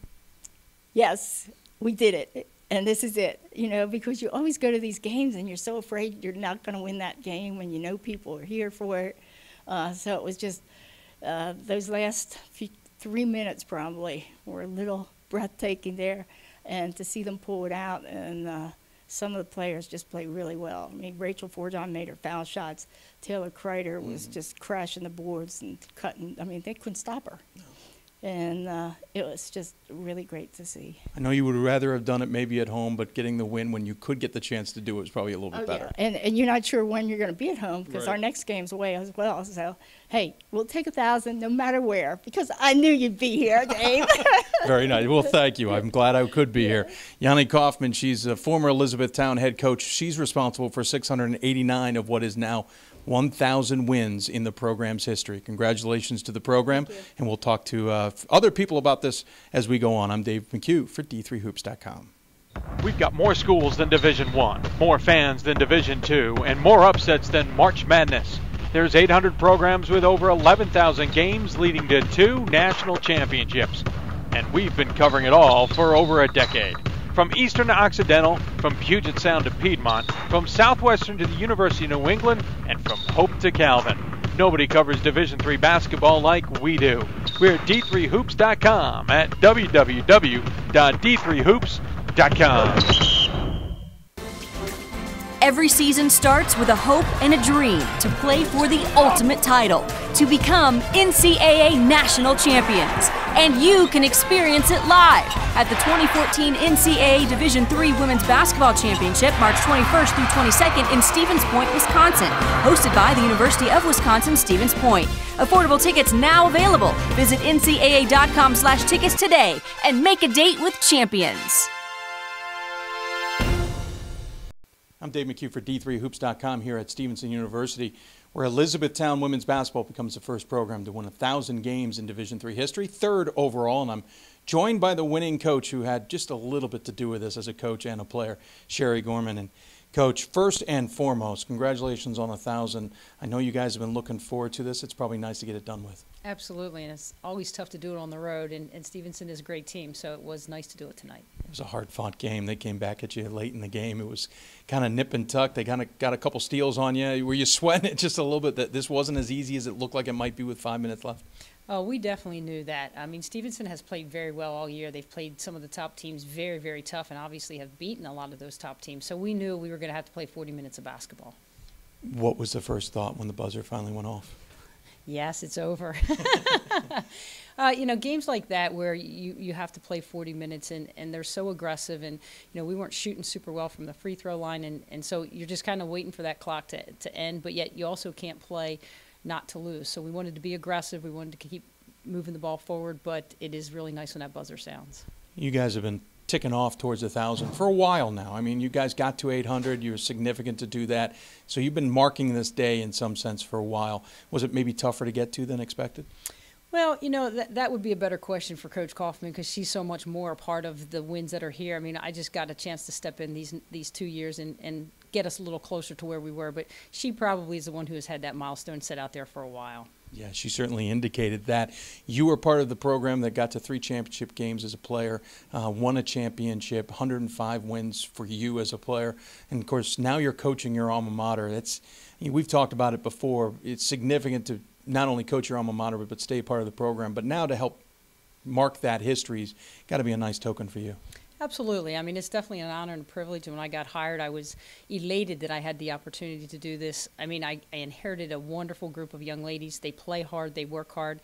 You know, hopefully we've added a few things to it to make them play a little bit harder. But it's definitely an honor and a privilege, and it's great to represent the institution. Elizabethtown has a heck of a legacy that Coach Kaufman helped instill along with the coaches that came before her.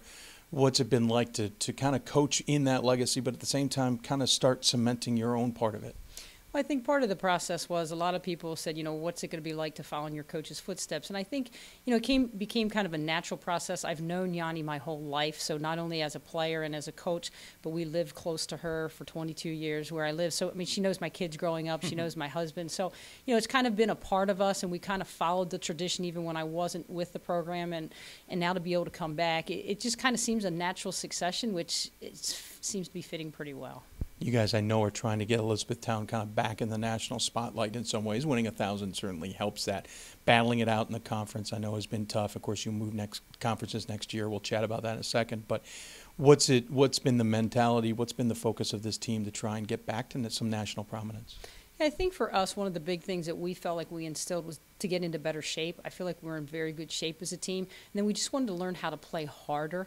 My MO of where I come from is a defensive mentality, and we really wanted to make sure that defensively that we were stellar, and I feel like we've done that. I mean, we're kind of average. I think our opponents are averaging about 53 points, 54 points a game.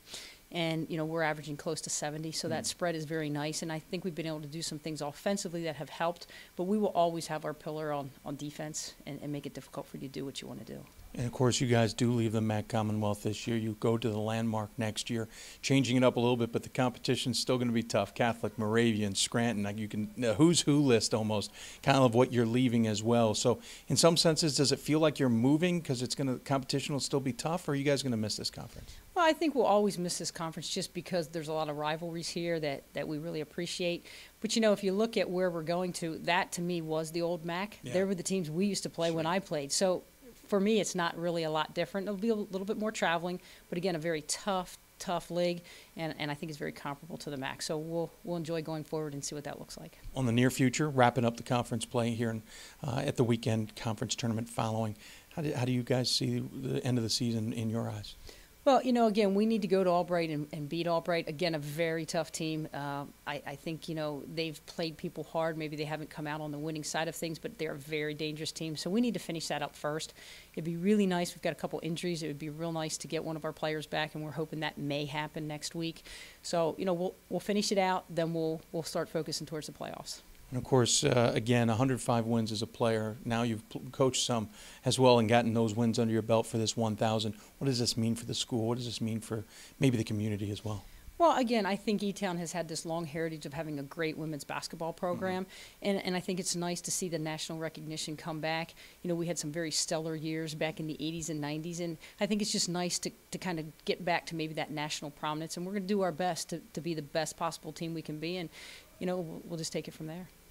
Sherry Gorman, of course, joining me here. And as always, I do at least on Hoopsville, and so we'll do this here, even though it may not be perfect for it. I always give the guests the final word. Any final thoughts you want to tell those who may be watching? No, I just, support women's basketball. It's a great sport, and we're happy and proud to be here. Well, thank you so much. Coach Sherry Gorman from Elizabethtown. Again, team wins its 1,000th in program history. That's the first time a Division III team has done that, joining the ranks of La Tech and Tennessee in the Division I ranks as well. For Coach and others, thanks for watching. I'm Dave McHugh for D3Hoops.com. Division III schools offer academic scholarships instead of athletic scholarships. This really puts the focus that the student athlete needs to maintain that GPA. I did receive a non-athletic scholarship upon entering school. I got the presidential scholarship, which was huge for me. I think there's more opportunities for academic scholarships in Division III. A lot of people pick schools just based on the sport and don't get that experience. Being a Division III athlete and developing my leadership skills has definitely put my name out there and helped me get more recognition on campus, but more recognition nationwide. I did win the Jostens Trophy, which is based on leadership, academics, and then how well you do on the court. I'm also the Schwartz Scholar of my class. Schwartz Scholarship is basically a scholarship that is given to a student who's identified as a likely leader. At the end of the day, it won't matter how they play on the field, it will matter how they do in the classroom.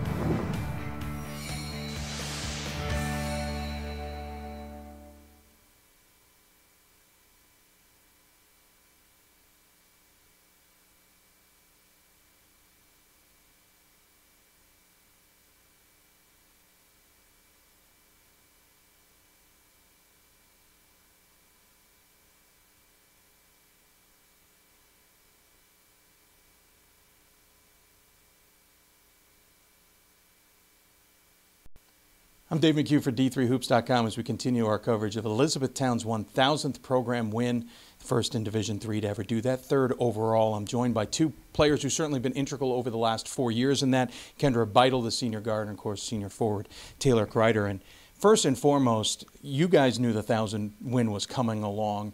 You got to coach or play under Coach Kaufman and then Coach Gorman. For you guys, this has got to be pretty significant to do as a senior. Yeah, it's an awesome feeling. It's quite an accomplishment. We're all really happy about it. Yeah, I mean, I think it's not something that we necessarily knew about all along, but then when it became aware, like we were aware of it, it was something that we, like she said, it was a really great accomplishment. You had the opportunity of actually transferring in after your first year. You've actually scored 1,000 points at Elizabethtown, plus a couple days ago getting to hit that mark. What's it mean to you to come to a program like Elizabethtown? What was the impetus to do so and then help kind of hit this mark with the program? Well, one of the main reasons was I wanted a program that I would be at for 4 years. A lot of people I was at Penn State Berks, and that's like a lot of people transfer up to main campus every 2 years. So I wanted a program that everyone stayed there for 4 years. And then obviously coming to a program that has been so successful since I've gotten here, and it has been growing, it's a good feeling. Kendra, for you, what was the draw as really coming in and playing all 4 years? Both my parents went to E-Town, and actually my mom had the opportunity to play for Yanni, so it was a little bit of parent influence, but I definitely made the decision because I saw the program and I liked what it stood for, kind of, and so yeah, it was just a good fit for me, and I've enjoyed it. When you kind of got or heard that you were closing in on 1,000 wins, what was the first thought that came to your mind? Did you understand and appreciate what that milestone probably really meant? Initially, no. I don't think we realized that we were only the third to do it at first until we had read a little bit. And then Coach Kaufman had said something to us about it, and she kind of explained to us how it is a big milestone, and it's something that she's very proud of, and we're also very proud to have reached that, and kind of are very happy that she gets the recognition for it. And Taylor, from your point of view, when you realized, what was your thought? I mean, pretty much like Kendra, we all thought it was like, oh, okay, other people have done it. Sure. But when we realized it was such a rare thing, obviously it's very nice to be a part of. When you guys knew you were now knocking on the doorstep, this game could be significant. Did it change the mindset? Did you guys maybe be a little bit more resilient, Taylor? I mean, kind of. It puts a little bit more pressure on you. But I think if we play our game, we know that we could be successful. So coming in, obviously, we were thinking, okay, well, people think we're going to get our 1,000th win today, so we better go out and do it. Yeah, no pressure. Yeah. Of course, Stevenson made it hard for you guys. Really nip and tuck down to the end. A lot of opportunities that could have fallen and made things different. Did you guys feel even more pressure at that point? I mean, I think a little bit. I think there was a little bit here and there because Stevenson's they're a very hardworking team and scrappy team, and it was just a lot of we just needed to buckle down, and we knew what we needed to do, and I think everyone collectively, we kept our heads very well, and I think everyone collectively had that vision in sight, and we did very well. You guys got a chance again to coach or play under Coach Kaufman as well. What's that mean to you to have Coach Kaufman as a coach and then to transition with Coach Gorman? I think it's neat. We got some time under Coach Kaufman, and then to have one of her former players come in, and we both are from the LL League, so we kind of knew Coach Gorman a little bit, or knew of her. So I think it's definitely neat to kind of have a former player of Coach Kaufman's then come in and take over. And going off of that, yeah. I think it's great just to have two great coaches. I mean, they both have been successful with both of their careers. Coach Gorman was really successful in high school, and obviously Yanni Kaufman was very successful at E-Town. So I think it's great just to have the chance to play for two great coaches. This season is markedly better than last year. You guys have been building towards this almost in some ways. How does it feel to be where you are right now and really in a nice position not only in the conference but maybe even some postseason play? I mean, obviously I'm very happy. It's our last year, so we wanted to go out with a great last year. I mean, that's pretty much all I have to say. It feels good. Kendra, yeah, I was going to say, you're a senior year. I know you guys wanted to end on a high note. Is this meeting the expectations? Absolutely. I think not only is it our senior year, but it's the last year for Elizabethtown in this conference. So I think it's also the idea of we wanted to go out with showing everyone, like, this is it, like, we'll leave our mark, and then they'll move forward because it's our last year. But, yeah, I think it's met our expectations and more, and we just hope to continue going forward. Before I let you guys go, what's the reaction been on campus this year, especially as you've closed in on 1,000? I know you haven't gotten there yet to be congratulated for that, but what's been the reaction? Kendra, we'll start with you. Honestly, I don't really know if anyone necessarily knows. I mean, I think some people have read like stuff up on it, but to be honest, I'm not really sure. I don't know if there's much talk about it, or I don't know. Do you know? Well, I'll throw this then. What's the goal from here on? You got one game left in regular season. You got conference playoffs. I assume you want to make the NCAA tournament. Is winning the conference title, though, the most important thing? I would say yes. I mean, a lot of us are thinking if we don't win the conference, we're not going to get a bid for NCAA. So we obviously want to win the conference and automatically get our bid and not have to worry about someone pulling us into it. I think we can do it. Very good. Well, hey, they certainly did a big mark tonight with 1,000 wins for program history. Again, first team in Division III to do that. Third team overall, joining the likes of Tennessee and Louisiana Tech. Certainly no programs that you should overlook in any way. So Elizabethtown joins a rare feat. Kendra Beidel, Taylor Kreider joining me here on D3Hoops.com. We've got more schools than Division I, more fans than Division II, and more upsets than March Madness. There's 800 programs with over 11,000 games leading to 2 national championships. And we've been covering it all for over a decade. From Eastern to Occidental, from Puget Sound to Piedmont, from Southwestern to the University of New England, and from Hope to Calvin. Nobody covers Division III basketball like we do. We're at D3Hoops.com at www.D3Hoops.com. Every season starts with hope and a dream to play for the ultimate title, to become NCAA national champions. And you can experience it live at the 2014 NCAA Division III Men's Basketball Championship, March 21st and 22nd in Salem, Virginia, hosted by the Old Dominion Athletic Conference and the City of Salem. Affordable tickets now available. Visit ncaa.com/tickets today and make a date with champions. And welcome back live to Hoopsville, everybody. Hope you enjoyed those interviews we had with Elizabethtown women's basketball. Again, first team in women's basketball history in Division III to win 1,000 games in the program. Third team in NCAA women's basketball history to do it, joining Louisiana Tech and Tennessee in that mark. And they're closing in on Louisiana Tech, is Elizabethtown. So congratulations to the ladies there of the Blue Jays, and thank them for being available for us to interview them after the win on Tuesday night against Stevenson. Now we're going to switch gears, but stay with the student athlete. You'll notice I am wearing a Middlebury basketball shirt. Thank you to those at Middlebury for sending that along, because we had several donations given to us during the Hoopsville fundraising project, and the request was to have someone on from Middlebury. One of those requests was specifically well, not specifically. Many had Coach Brown on the tab, but we talked to Coach Brown this year, and I thought it'd be nice to talk to a student athlete out there. So we're switching it up, and joining us on the Hoopsville Hotline, presented by the Division III Men's Basketball Championship Weekend in Salem, Virginia, is senior guard Joey Keisel, and Joey joins us on the Hoopsville Hotline. Coach, Joey, how are you, sir? I'm good. How are you? I'm doing well. Rumor has it today's your birthday.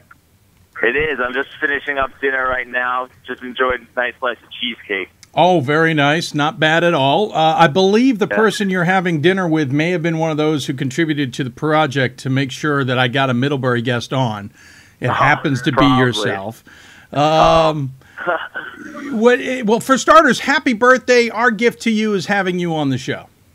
Yeah, thanks. It's an honor to be on the show. Oh, thank you.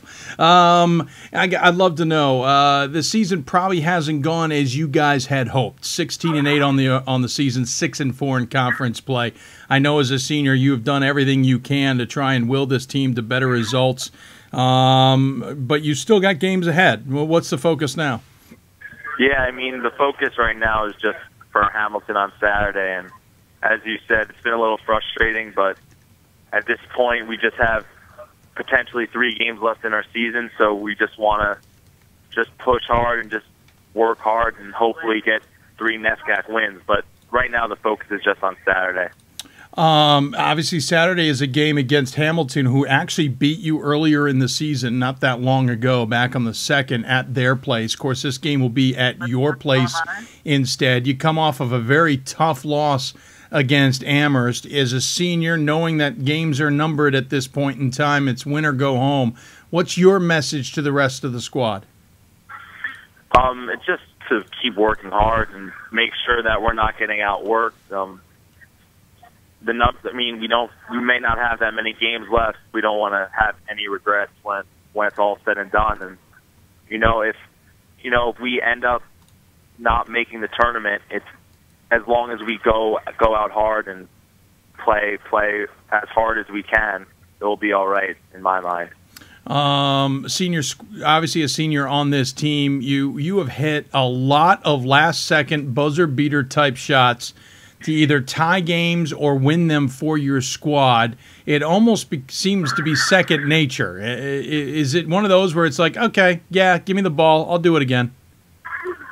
Yeah, I mean, at the end of games, I kind of just want the ball, and it's just something that I've been doing since I was young and since I was in high school, and it comes from the trust that that the teammates have in me, and just making the right play at the end of games. And fortunately, I've made a bunch of big plays throughout my career. Yeah, I certainly have. You're leading the team at 16.4 points a game, along with Dylan Snickerson at 16+, but Hunter Merriman at 12.4 points a game, just in case anybody doesn't know. And then there's Matt St. Amour at nearly or over 9 points a game.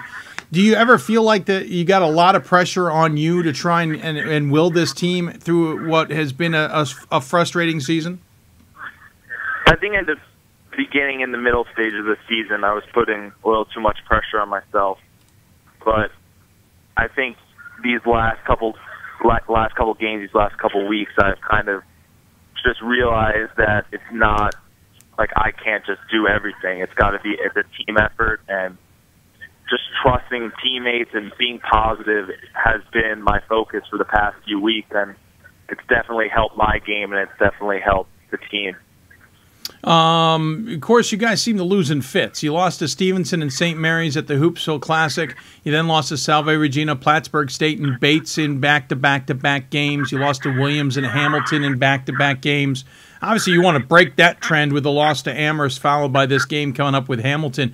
But is there something about just the way the season has gone that you guys get these little fits and then you kind of recover and go on stretches?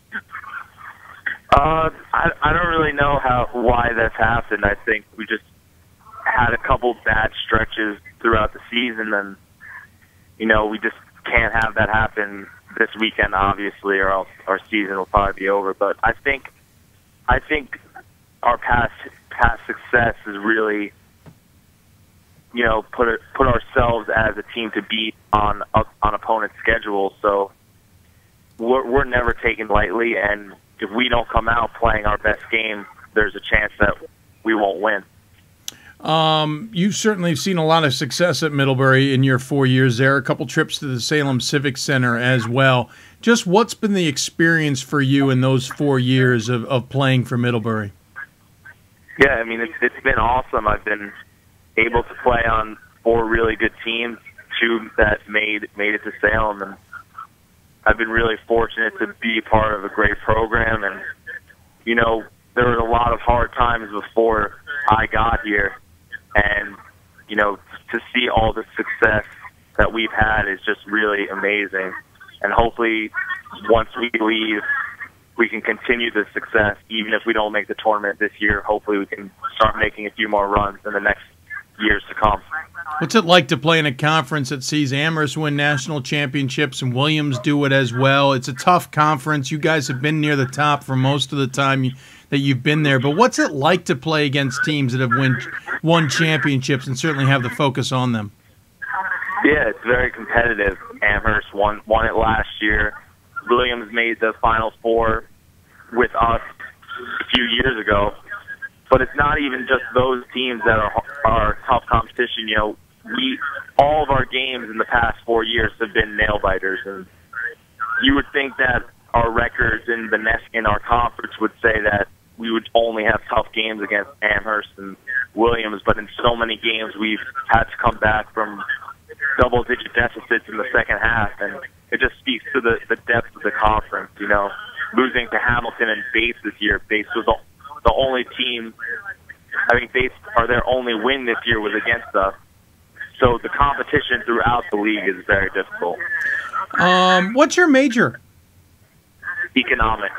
I heard something about you maybe studying Chinese. That was the rumor? Yeah, I have been studying Chinese. I actually stopped this year, but I'm hoping to continue that, and all is well that ends well, and hopefully I can continue that. Do you happen to speak Mandarin or any of the Chinese languages? I speak Mandarin, a little bit of Mandarin. Can you give us a little taste of that? Yeah, sure. Ni hao, wo jiao Joey. That's Hello, my name is Joey. Very nice. What do you hope to do with your economics/Chinese background? At this point, I'm not really sure. I'm kind of considering all options. Hopefully, I can continue playing next year or just stay with basketball for a while. But, yeah, I'm not exactly sure. Yeah, before I get to the Chinese part, what do you hope to do? Do you want to play overseas in Europe or somewhere else? Yeah, I think I'm going to try to play somewhere where the best opportunity is. I don't know where that will be. Maybe Europe, maybe somewhere else. But just after the season, I'll probably look more into that. I suspect with your Chinese background, there'd be a few U.S. government agencies who would love to have you. Well, I mean, we'll see. It's definitely something that I want to continue to pursue. You've been courted, have you not?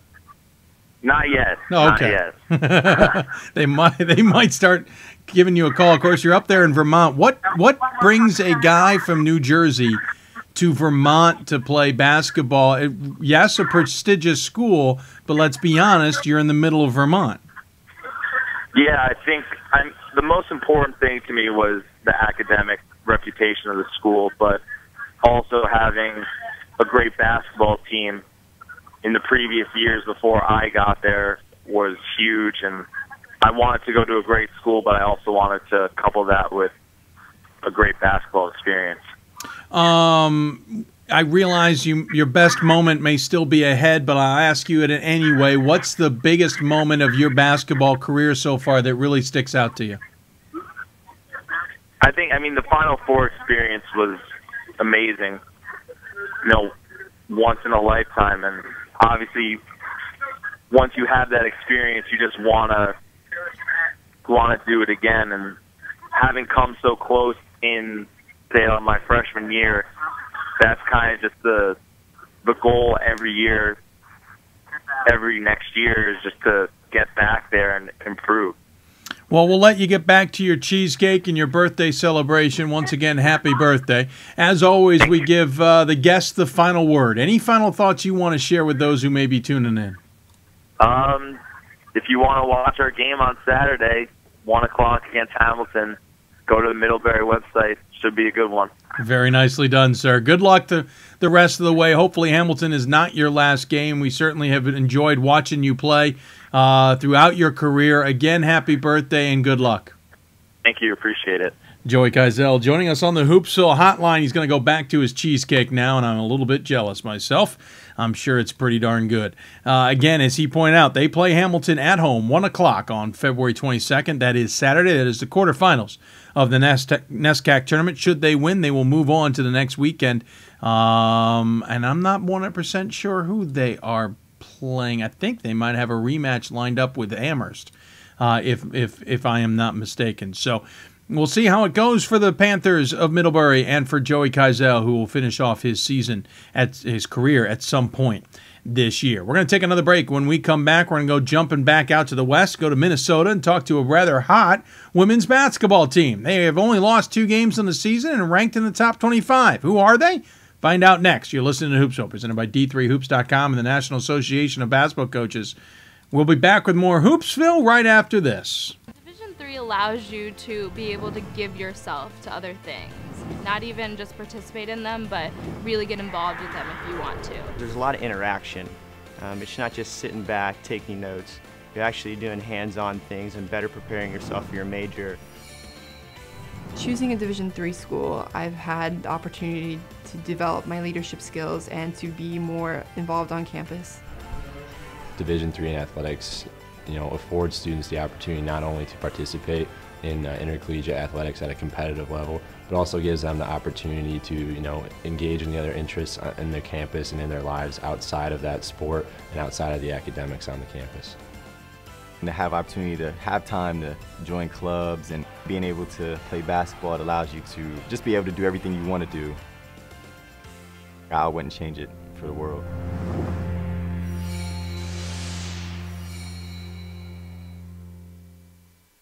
We've got more schools than Division I, more fans than Division II, and more upsets than March Madness.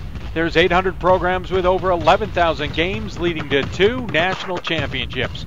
and we've been covering it all for over a decade. From Eastern to Occidental, from Puget Sound to Piedmont, from Southwestern to the University of New England, and from Hope to Calvin. Nobody covers Division III basketball like we do. We're at D3Hoops.com at www.D3Hoops.com. Every season starts with a hope and a dream to play for the ultimate title, to become NCAA national champions. And you can experience it live at the 2014 NCAA Division III Women's Basketball Championship, March 21st through 22nd in Stevens Point, Wisconsin, hosted by the University of Wisconsin-Stevens Point.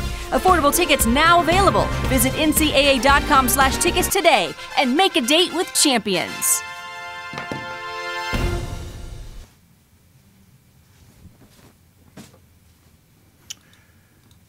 And welcome back to Hoopsville, everybody, as we are on Thursday, February 20th. Got lots still to go in 10 days of basketball action, but we'll try and get you it all covered. We got at least one more guest to come on. Maybe even Pat Coleman will join us to wrap up the show as we're a little bit going into overtime. We're scheduled to go to 9:30. We'll go into overtime as it is. If you've got questions for us, tweet us at D3Hoopsville or hashtag Hoopsville. You can also email us at Hoopsville at D3Hoops.com. And, of course, join us on Facebook at Facebook.com/Hoopsville as well.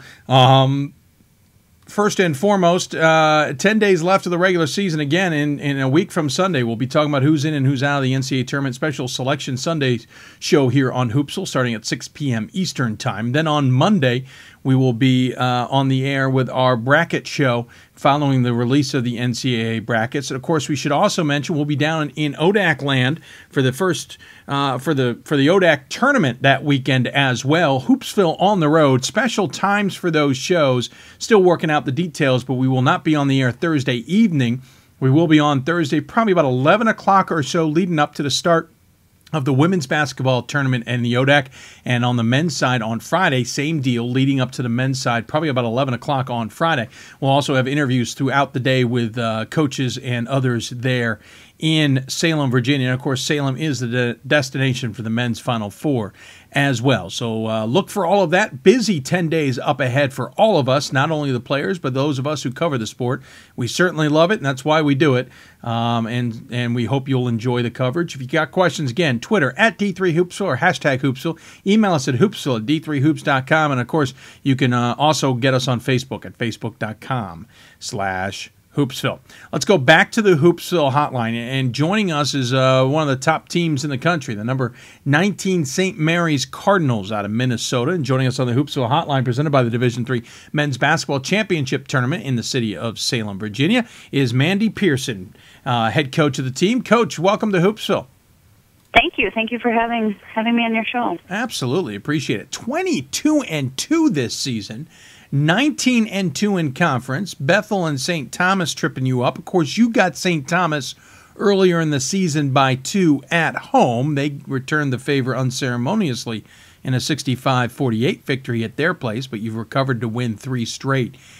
Is this the season you guys expected, especially considering you are now on top of the conference by a game with a game to play? Honestly, no, I don't think it was quite the season that we expected. You know, we knew that we were going to be a little bit younger this year, and had no idea who would step up. We knew that if some of our players stepped up, we'd have a very good season, but everybody on our team has stepped up and improved and made a great impact, and a lot of our success has been because of how good of a team they are and how well they play together.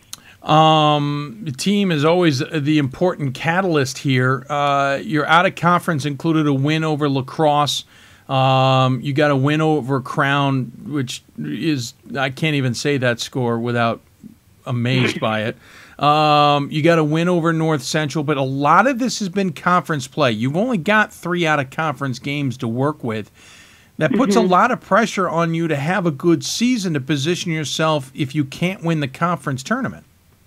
Right, absolutely. And our conference is tough. You know, it's a battle, and so those non-conference games become pretty important in our league. Yeah, I was gonna say, how much wiggle room do you ever feel like you really have? Very little. You know, we're just trying to schedule the right teams, but within our league, there is no wiggle room. You know, every single game is important, and if you have a one-off night, it's hard to recover from that or be as successful as you possibly can. You know, top to bottom, it's pretty tough. Yeah, well, certainly. St. Thomas has kind of held the ground for the last few years. Concordia Moorhead has certainly been a factor. You've got a one-game lead with one game to play. You've got Augsburg. I'm assuming a win and you lock things up. If you lose, what are your chances at staying number one, at least for the tournament? I believe that we will stay number one in the tournament no matter what. Well, that's good. With how it is. It's really good with how our conference does the seeding and stuff. So obviously you want to make sure you play well against Augsburg in general, but you obviously want to play well in the NCAA tournament. Into the conference tournament. Home court advantage, a big deal. How big a deal is it for those who may not know St. Mary's? It's really big. You know, our community is unbelievable. We get a ton of support from our students. We get a ton of support from our professors and other faculty members. They're always talking to our players, and then we're even starting to draw some people in the Winona community to some of our games. So it's huge. They cheer loud. We have a good home court atmosphere. Yeah, I was going to say, that's pretty impressive. This team, as you say, young. You've got 2 seniors, a handful of juniors, and a whole host of sophomores and freshmen.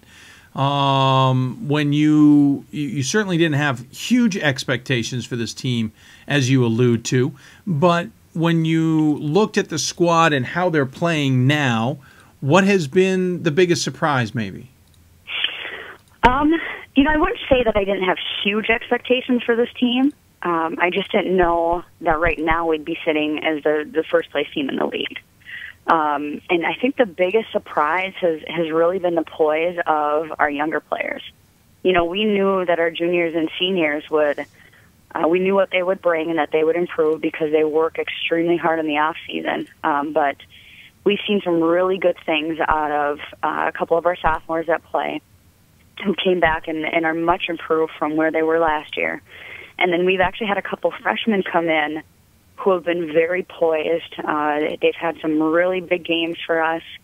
You know, Emma Schaefer's come in and played, has been our backup point guard, and she doesn't get rattled. She just makes the right play. She's been very good defensively. And Mary Mawani has come in as a freshman and kind of been a beast in the paint for us, and it's been fun to see those two and some of our younger players really step it up this year. Well, you mentioned that mix. You're led by a senior, and I apologize now, but Courtney, is it Early? Early. That's nice. Yeah. Courtney Early, 12.6 points a game, 7.3 rebounds a game, shoots about 49% from the floor. She's a senior, but then you're led, the next 2 players on the stat sheet, at least scoring-wise, are sophomores. Shelby Osseth, 11 points a game. Bridget Pethke, 10.7 points a game. Of course, Pethke, 109 assists on the season, and 67 steals. I'm guessing she's the defensive number 1. Darcy Rice, 8.2 points a game as a senior. So you got a nice mix there. Yeah, we have a very nice mix, you know, and if you think about it, this is Bridget's second year playing. Yeah. This is actually only Darcy's second year because she transferred in. This is basically Shelby's first year of playing a lot of minutes.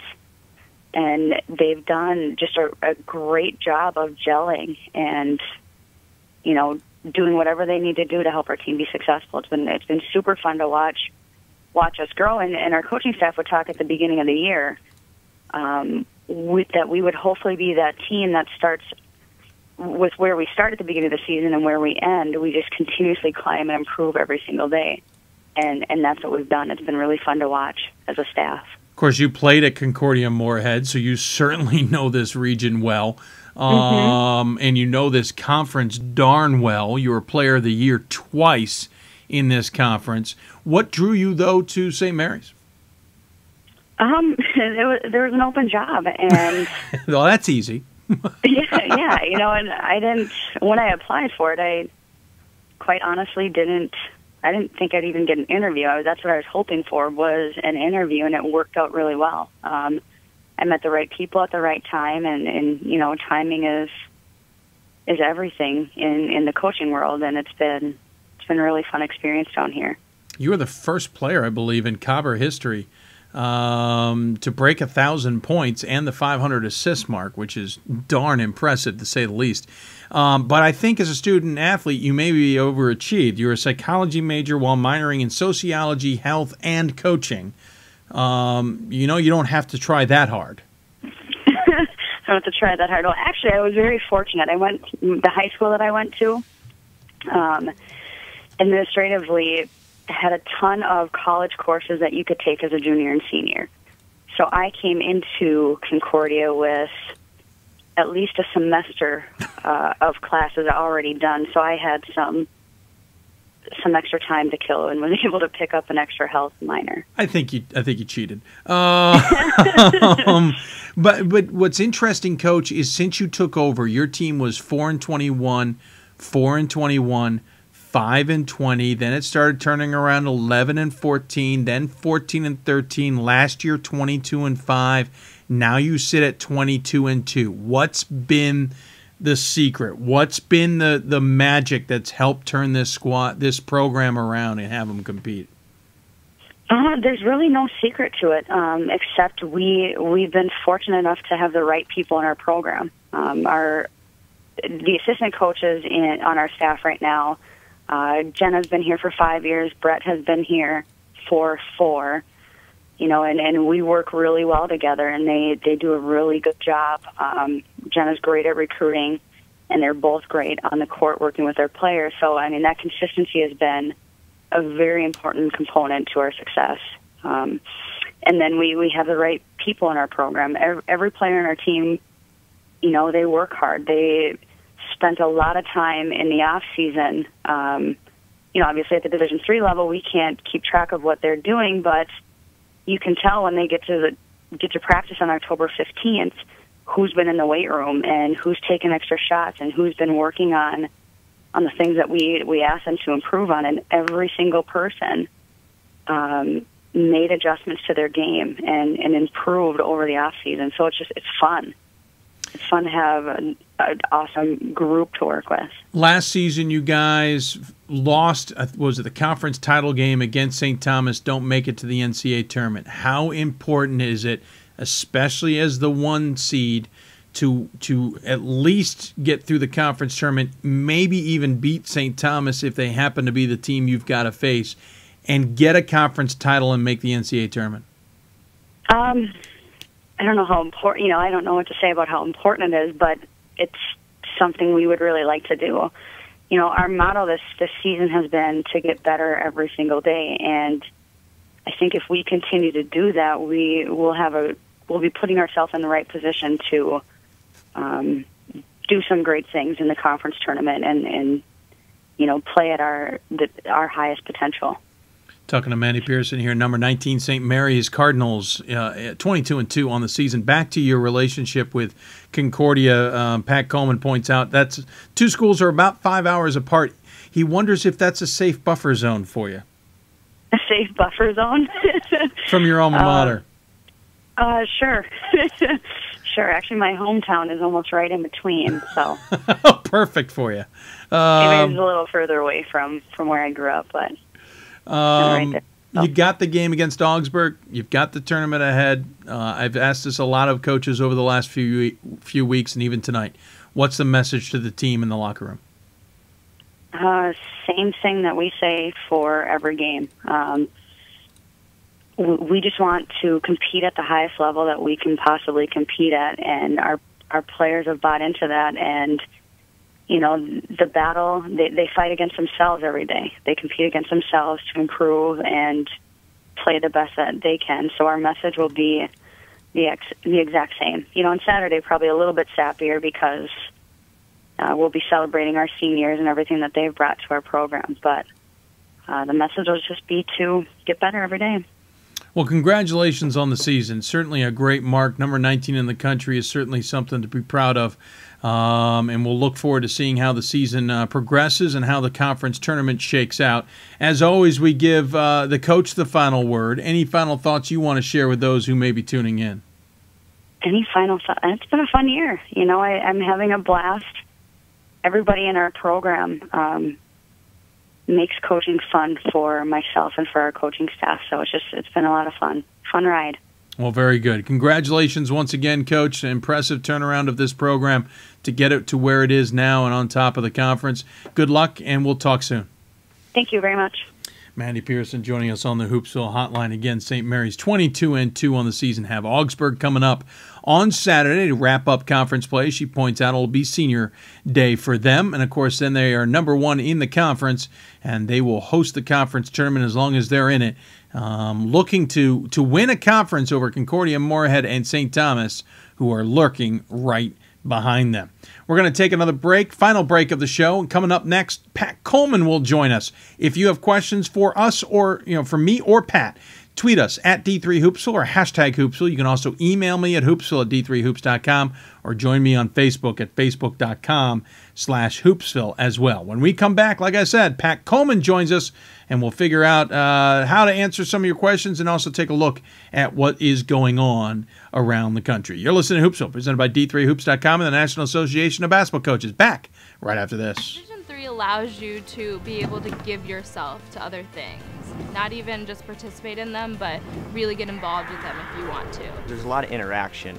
It's not just sitting back, taking notes. You're actually doing hands-on things and better preparing yourself for your major. Choosing a Division III school, I've had the opportunity to develop my leadership skills and to be more involved on campus. Division III in athletics, affords students the opportunity not only to participate in intercollegiate athletics at a competitive level, but also gives them the opportunity to, engage in the other interests in their campus and in their lives outside of that sport and outside of the academics on the campus. And to have opportunity to have time to join clubs and being able to play basketball, it allows you to just be able to do everything you want to do. I wouldn't change it for the world.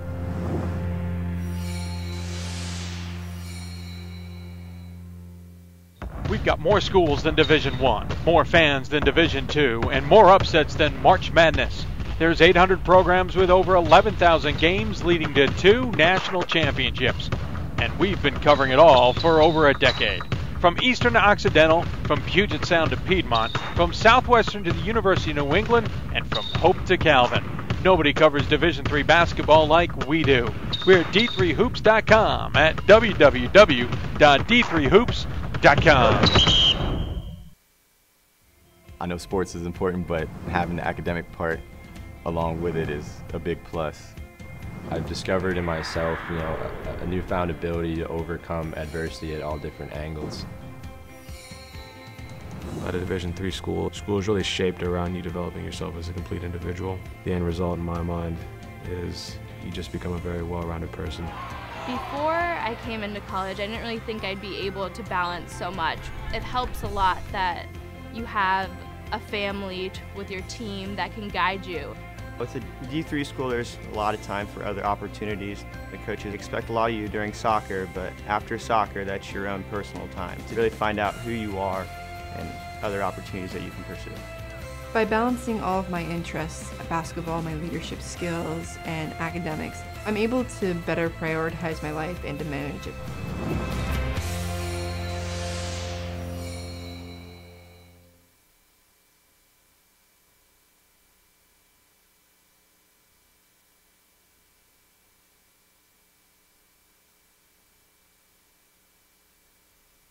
Every season starts with hope and a dream to play for the ultimate title, to become NCAA national champions. And you can experience it live at the 2014 NCAA Division III Men's Basketball Championship, March 21st and 22nd in Salem, Virginia, hosted by the Old Dominion Athletic Conference and the City of Salem. Affordable tickets now available. Visit ncaa.com/tickets today and make a date with champions.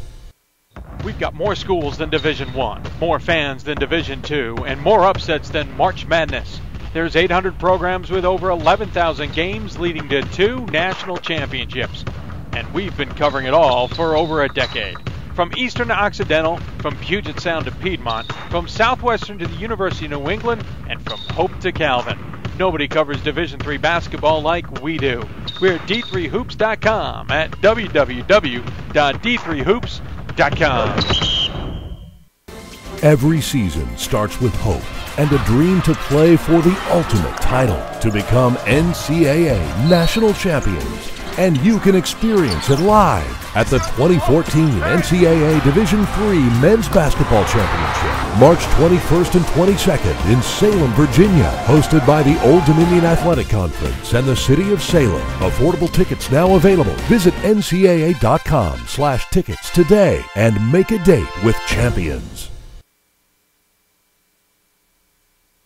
And welcome back to Hoopsville, everybody. Hope you're enjoying your evening. We're getting ready to wrap up the show here on a Thursday evening.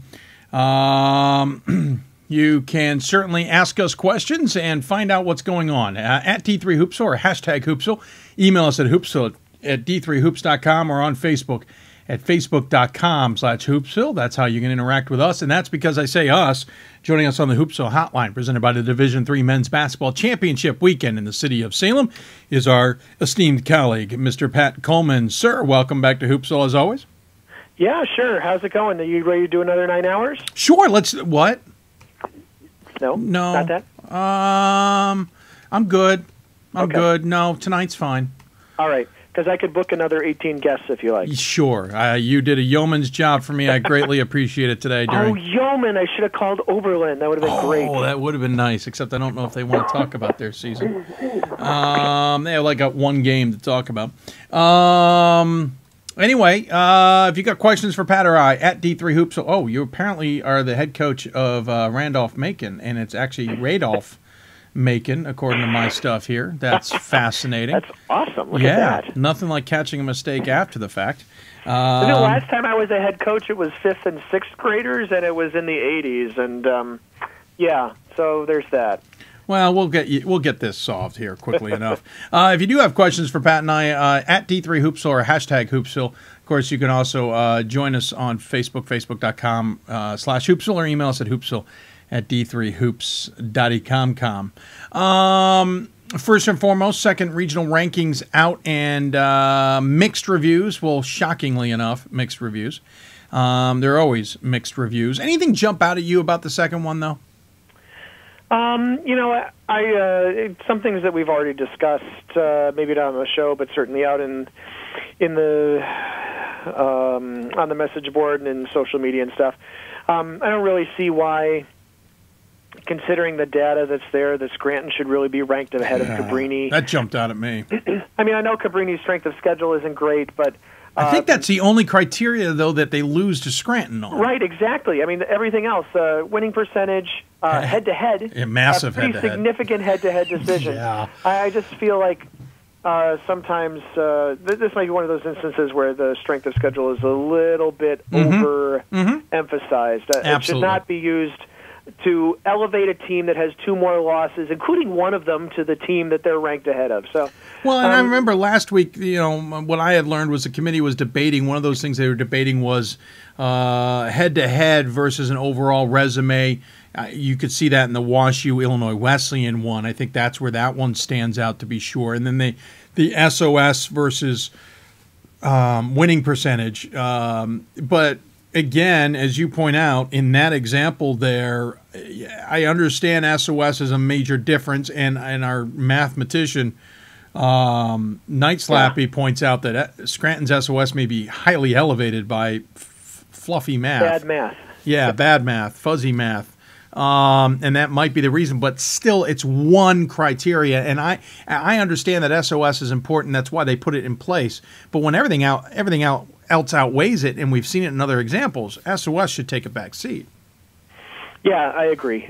We're getting some questions on Twitter, but I want to do a couple more things on the regional rankings. I thought that perhaps, I believe Augustana picked up another loss last week. I thought perhaps they might fall behind St. Norbert, but clearly the committee making a statement there about St. Norbert, and I'm sure SOS they just have one, if I remember correctly, do they just have one result against a regionally ranked opponent? Off the top of my head, yes. And that's a loss to Whitewater, Yeah. which is, in Not the a bad grand scheme loss. of things, you look at where they are in our poll, and, where they are in our poll is basically on the strength of a loss. That's their best result of the year. And that's, that's not something we generally like to look at as voters. We like to see any win there somewhere. The thing is they've played two other teams in the WIAC, both of whom, one of whom made the playoffs. Oshkosh made the conference tournament. I think the other one they played was lacrosse, if I remember correctly. I'm talking off the top of my head, people, so cut me some slack if I get my lacrosses and my stouts crossed. But so nice we know crossword that there. St. Norbert could finish in the top half of the WIAC, based on who they've played in the WIAC so far, and that's not a bad place to be. It's just kind of. Well, and it's not like St. Norbert. I mean, their SOS is a 496. That's not horrible. It's on the bad borderline side, but it's not horrible. They do have the one result versus Whitewater, so they're 0-1 in that department. That's not going to improve. Augustana on the flip side of that, 4-3 against regionally ranked opponents, a 568 winning OW or SOS, I should say. That certainly is outweighing. So they got 6 more results, a stronger SOS, and they're going to play another one in the conference tournament, right. the CCIW tournament, no matter who they draw. Right, and then they have 5 more losses. So I could see maybe that one being a nice long debate there in the Midwest. Yeah, no doubt. I want to pick up a question from Twitter. Yeah. Someone asked who my first team All-America team would be. I can name you 3, I think. I could probably name you 3. I could probably name. We could talk about some of the obvious people. Yeah. That's what I mean. That's what I mean. I apologize. Yeah, exactly. I mean, I'm not gonna commit to these people right now because there's still some games left to be played. We got a month we like to to take the postseason into account, and we will name this team. Dave, I believe we might as well go ahead and say we're going to name it on Hoopsville. Is that right? We're going to do the announcement on Hoopsville this year? Yeah, we can do that. Rather than save it for the pregame of the national championship game we might not broadcast. Well, we'll see. You're right. Well, I That's fine. get that. Yeah, we'll save it. I said might. Obviously, I think you're barring. I don't even know what would have to happen to Aaron Walton Moss for him to not make the first team All-American at this point. Not play the rest of the season. Anybody who's still playing and healthy at this time has played enough games to qualify. Yeah, and put it that way. He is a specimen. So Aaron Walton Moss, you got to figure he's going to be on there. It'll be an interesting debate to decide which Stevens Point player makes the first team, and if they're playing in Salem, then maybe both of them deserve to be mentioned on that list. I think about a guy who not a lot of people are talking about, and we might only be talking about his absence for the rest of the year, but the guy John Ivey from Brockport State, who's had a tremendous season and has lifted those guys into the top 15, but apparently tore his ACL this week. That's the rumor. At least that's the fear. That's the fear, I should say. The fear, let's put it that way, yeah. We may not see much more of him, but he's a guy whose resume, as it has been compiled so far, certainly merits consideration for him in that kind of conversation. Aaron Toomey. Yeah. Yeah.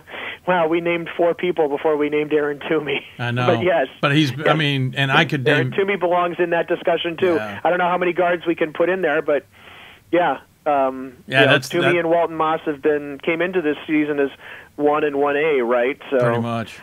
I don't see too much changing there. And there's some good big guys out there. I mean, it's gonna be challenging, I think, this year because there's a lot of good guards at the top right now, and we've struggled in the past. The center position, for example. Sometimes, we'd love to get an extra center up there, but there's so many guards, and it just becomes very challenging. Well, not too many. There aren't too many true centers in Division III either. Got guys who play back to the basket and that sort of thing. So that's true. On the women's side, we'll talk about Sydney Moss. Wow. And we could talk about Sydney Moss from Thomas More for about a half hour. Unbelievable. And she's going to be around for a while. Yeah, exactly. She's just a sophomore. She's had a fantastic season. Stephanie Kuzmanik from Carthage. Well, quickly back to Sydney. It's not only how well she's done, but how much she's helped elevate the team too.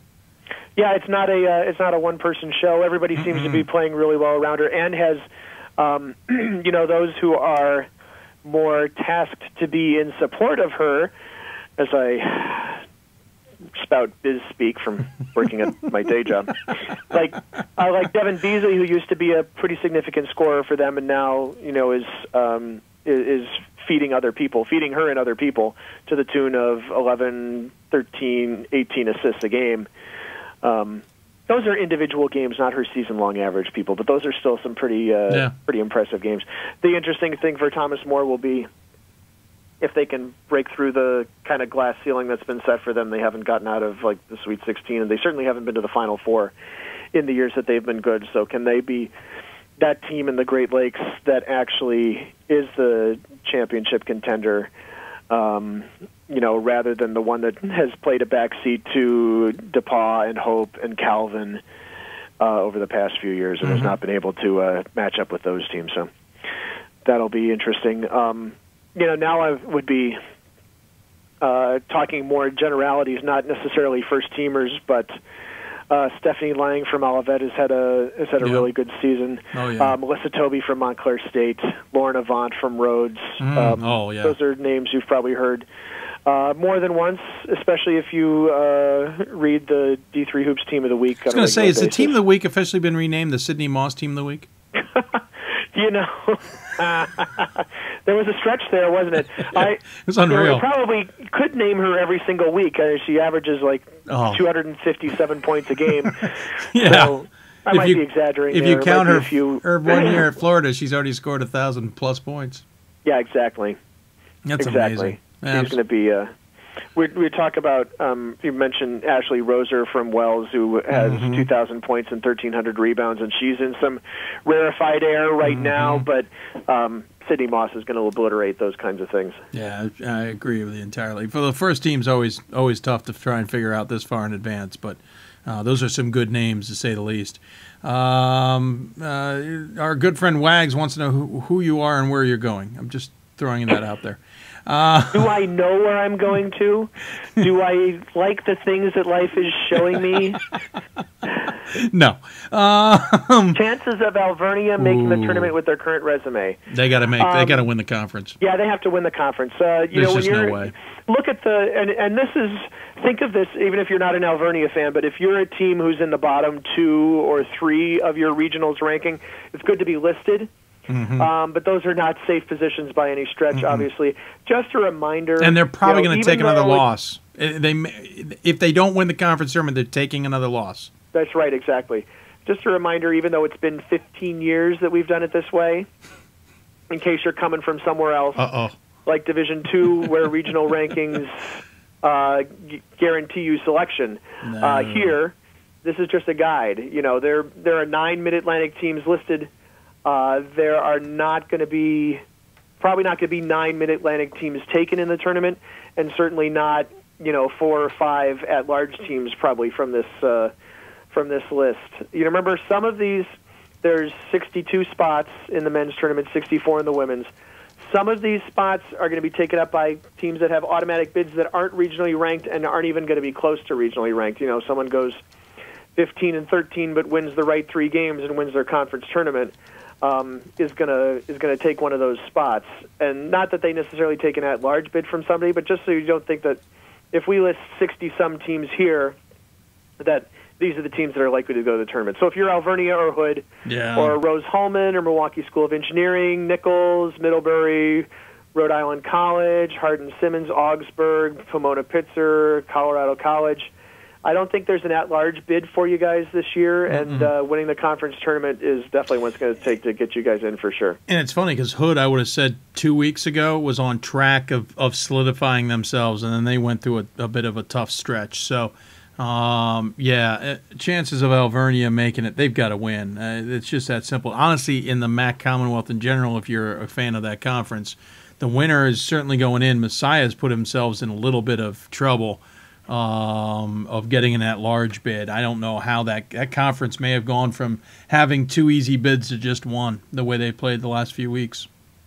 Yeah, and it'll be interesting this year, too, to see, and I know we've talked about this on previous shows, where the cutoff is for the at-large teams. It used to be we would think of a team as 23-5 as being on the bubble, and then the tournament expanded a little bit, and then it was maybe 20-7, depending on strength of schedule, was about where the bubble started to burst, and now, things change a little bit because more games get looked at by the committee. Yeah. And there's a little bit more parity, maybe. Maybe. Not parity. That's certainly possible. I don't know if parity is the right word, but there's more teams who are good who are taking more losses, and so it's bringing a lot of more teams into the conversation than we normally would have. Maybe that's a better way of saying it. Yeah, and I wouldn't. I would be careful of overstating the change or the effect of the change to going to all games counting or all Division III games counting, because I'm sure that when you got to the end of the Pool C process any of the last 8 to 9 years, that those games were already being looked at. Yeah, they went to secondary criteria almost all the time in the last, say, 5 picks. So it's just a matter of us kind of resetting our expectations. Exactly. Yeah. So someone like St. Norbert or Cabrini, who has one loss against a weak schedule, could afford to take another one and still get in. Yeah. They might be sweating it a little bit. Someone like SUNY Purchase, being number 1 in their region, probably has can take a conference tournament loss without too much issue. Yeah, it's the ones that you start falling into the 4 and down below, depending on the region.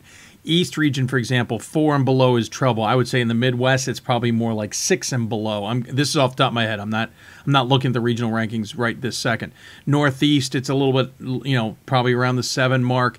Because so many teams will get automatic bids, that also has a factor in play. And I think that's what people forget is imagine the regional rankings. Now take out every team you think is going to win the conference tournament, just automatically. Let's say it's the 1 seed, just for lack of better description.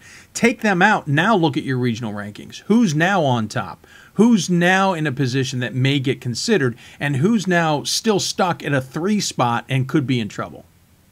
I feel like this, too. I feel like compared to previous years at this time, that we have more of those 4 and 5 loss teams than we did before. I feel like we're going to have a lot of interesting conversations and discussions around who some of these, what some of these teams do. If they we could end up with a ton of teams that are like 20-6, 21-6, 20-7. Yeah. And then it's a matter of trying to sort them out. Whereas in the past, we've been talking, about the 19-win teams and that sort of thing. We might be talking about 20 or 21-win teams on the bubble. York women's basketball, I'm assuming here. Question, how much of the record attributed to SOS? I would say not all that much. I don't know how. I mean, I assume they're saying because they're SOS, they should be 22-2. I'll flip that around. They have a win over Eastern Mennonite, who's on top of the ODAC. They beat Stevens Point.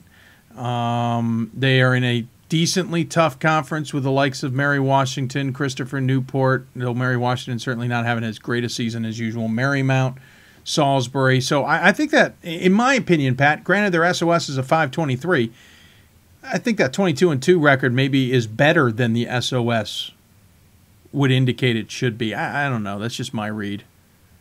Let me. I was going to try to turn that around and just assume that he's talking about men, for example. Let's answer that question too. Oh. I find that when people tweet asking non-gender specific questions, they tend to be asking about the men's basketball and just certainly assuming possible. That the whole planet talks about men's basketball. And I don't know York's specific strength of schedule number. Just kind of look at some of the teams they've played. They've played Messiah. They've played all those teams in their conference, obviously, and we thought that this conference is still 4 deep with teams that are not top 25 teams now, but reasonably looked like them at some point during the season. Wesley, Mary Wash, St. Mary's, Christopher Newport. Yep. You've got some pretty decent team like Marymount, who's 15-9, but 7-8 in that league, and that league is league's pretty tough, obviously, with the addition of some of these teams over the last few years. But I don't think you can attribute 4-20 to having played a tough schedule. I mean, they obviously have one pretty fantastic win that is borderline unexplainable. I watched it and it was unexplainable. Yeah, and then they've lost 20 games. So in case you're talking about men, that's my take on it. If it's about women, I don't think there's a case to be made that York women have played a particularly soft schedule. No. They've played some pretty decent teams here. I'm actually a little surprised their SOS is that low. Well, They're tapped So into the let's see. WIAC. They're tapped into the ODAC, which maybe isn't helping them. The CAC Yeah, is I mean, strong, the but strength of schedule is really flat. yeah, and that might be the only reason it's dragging it down. I got rid of There's it. not a lot of middle in the CAC women this year. There's No, top agreed. 5 and bottom 5. Agreed. That and is a maybe huge what's gap hurting. in between. Yeah, that's probably what could be hurting them, to be honest, and I agree with you there. Trying to find other games that jump out at me. McDaniel is actually now helping them with that SOS, but the Centennial SOS isn't exactly strong. They played Franklin and Marshall and double-dipped into that conference twice. So that might be what's dragging down the SOS a little bit, but I would say they played some very good teams. Again, Eastern Mennonite, McDaniel, Stevens Point, all of those wins, and then in conference play as well. So I'm impressed with the York women. And by the way, there's a piece of video we were hoping to run tonight. We will not get to it tonight. We will run it on Sunday. Wonderful YD3 story out of York, Pennsylvania. Not much else we can point out. I wouldn't do it justice. Pat, another tweet question. What about a team that finishes behind the top 2 teams in the nation? That's nice and interesting. There are 400 teams who finish behind them. I was going to say there's well over 400, and we don't vote on all of them. That was the tweet I was responding with. Very nice. I mean, I get it's that, a lacrosse question. That lacrosse is played, but so is Stout, and so is Platteville. It seems like in the past those teams have jumped up and knocked off and bitten one of those top 1 or 2 teams off, and certainly in the case of Stevens Point, nobody's been able to touch them other than Whitewater.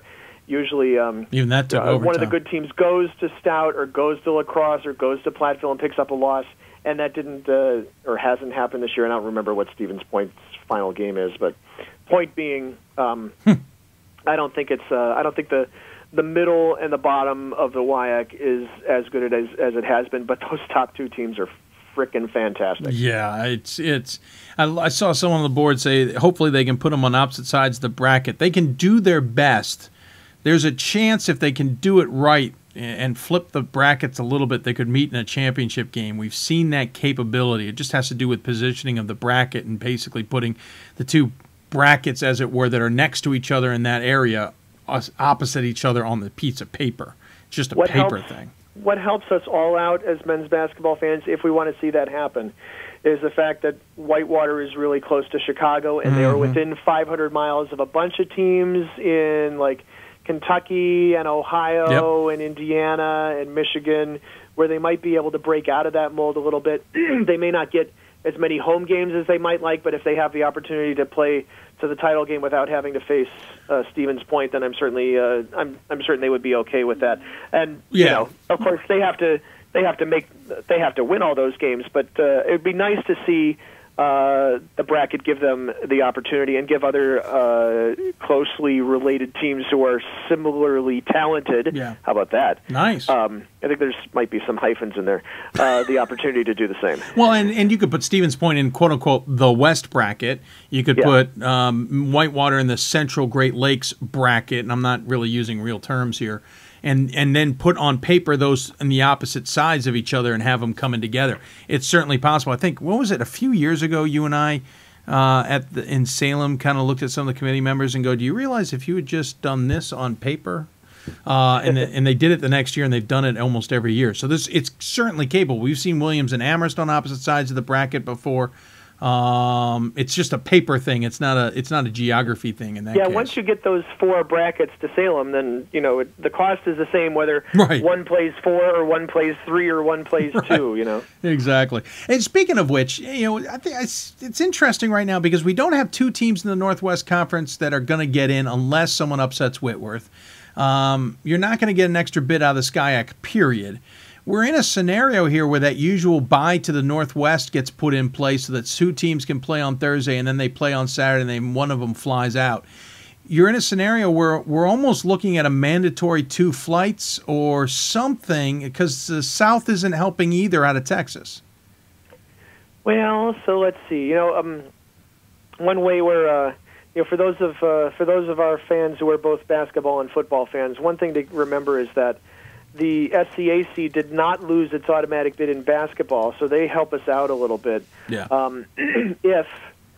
anybody other than Colorado College wins, I guess. To be honest with you, Trinity. I have never really thought about what happens if Colorado College makes the NCAA tournament in like any of the sports that we cover. Wow. Because it hasn't been an issue. So, but Colorado College is isolated. They're 500 miles from absolutely everybody. They cannot drive to a single Division III opponent, so they are an automatic plane flight.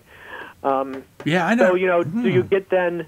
I think if Colorado College wins that conference tournament, then you've got a pretty good case to host a pod at Whitworth with Colorado College, the SCIAC champ Whitworth, and then somebody else flies in. And if that's the UT Dallas or somebody who wins the ASC, I think that's a fairly reasonable bracket. I mean, Texas Dallas has had a pretty good year, but boy, you could fly all of them to Texas Dallas. You're going to guarantee yourself a minimum of 2 flights here. Yeah, exactly. And honestly, the decision may come down to that. If those 4 teams make it, and we're gonna see a Northwest team, we're gonna see a SCIAC team. If Colorado College makes it, that's an automatic island team, and means nobody else from Texas makes it out of the ASC most likely, or out of the SCAC. And then UT Dallas, that's 4 island teams. Well, and then the wackier thing there is, let's just say the other version. Them all to different places. Well, no, I was saying you have Northwest versus SCIAC, Colorado College versus Dallas, and then those 2 teams have to fly somewhere. But you still got flights in there, so that's not going to solve anything. That's. Whoa, what? Well, I was saying. I'm talking about a pod on Friday, Saturday. No, I know. I said another wacky one would be Northwest SCIAC Thursday, Colorado College, Dallas Thursday, and then fly them somewhere. But you're still got a flight because of Colorado College. You still got a flight because of California. So that actually doesn't solve it. That's going to be. And we know budgets are tight this year. Don't expect a lot of flights. Unfortunately. Yeah, it's tighter than usual. We've gotten that message subtly. Though this would necessitate it. To see Colorado College throw a monkey wrench Why into all not? this. Go for it. That'd be awesome, because if Trinity, Texas wins it, then we already know the answer to that. It's going to be Trinity, Texas versus Dallas. Trinity, Texas goes to UT Dallas on Thursday, and then they go somewhere like Wash U. And then the winner flies out somewhere, which is not great either. But no. But, yeah. Well, come on, Colorado College. That'd be awesome. Not that we're rooting for anybody. No, but we're rooting for fun. We're rooting for bracket Armageddon. I don't know. we're rooting for Scotch and whiskey to be drunk by the committee as they try and figure it out. I think we've had some years where that's happened, frankly, and I'm not sure that worked out. Touche.